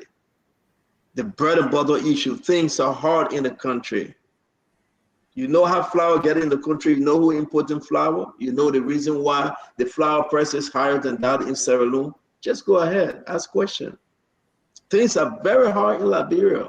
You say, oh, see what you say this thing? My friend, leave from your comfort zone, walk down the street and ask the people, whether some of them ate today before going to bed. Ask them, go ask them. And you will go, oh yeah, but Jawea time, we're not talking about Jawea time. We're talking about now. Now it's not easy. The president must fix it. We can beat on Jawea, that's what we're talking from there. But right now, my friend, to get rid of Kappa, the country is hard. Where's the money? With all the 12,000 different companies we get in the country, where is the money? It's hard, my friend. It's crazy hard. It's difficult. Walk down the street, everybody backing somebody, and you can't see it. This will not allow you to win any election, folks. You can cause my cause, you can cause power cause, you can get vet at your business. If we do not fix this problem, even if you try to cheat, the people will be their own security like we did Joe. We are. The UP's people are crying. The UP's, they have cried. It's hurting them so badly. They want to talk, but like Fubi said, they thought they would fire you. We saw that Matthew Yamplo thought they fire him. People thought here and there they fire them. The people really want to talk. And they say, CEO, you think how we get all these different documents from the corner there? People are angry in ministries. They are angry in the agency. They are angry. They want to say something. But they say, I will not talk right now. Let me wait small. Uncle Sam, we got to fix this. Yes, but let me just tell you something quick. Look, there's a comment under Wait, that. because after 12, we got to go. No, but that gave me 30 seconds. There's people asking me, I've been here for 24 hours. How come I know the country is hard? Go in my inbox. Go in my inbox and see how many people want to come to visit me. What are they coming to visit me for? One purpose and one purpose only, Stanton. And you know what the purpose is. That's how come I know things are hard. But the comments I get and the requests I get in my inbox. On that note, let God bless you. Thank you. Dama, let's close the show. I just want to say, Uncle Sam, please work on one money, go in the marketplace. Go with the camera and ask the people. But how do you know I'm not there? How do you know I'm not there today? Okay, the place hard. Just go in there. Go to the walk around. I don't want to take camera there. Yeah, people shouldn't go in the offices. Go to the CDC headquarters. The people selling the blocks. The people selling the brakes. The brakes. The trucks are going in there and the people are selling the brakes. That's how come I got into the CDC headquarters today. The people selling the rocks. They're selling everything that is not nailed down at the CDC headquarters. People go there with trucks and find it. Yes. To tell you the truth, my people, we got to fix it or we're going to lose it. Dama, let's close the show. It's been a great day. And I hope you're strong. Uncle Sam, thank you very much. I want to say to all of you, thank you. Till we meet again, Dama, it's all yours, my friend. Thank you very much for the long day. And we look forward to seeing you again. Thanks. Okay, sir. Good night. Thank you to everybody for watching. Good night to all those of you listening. Spoon Talk returns on tomorrow. Bye-bye.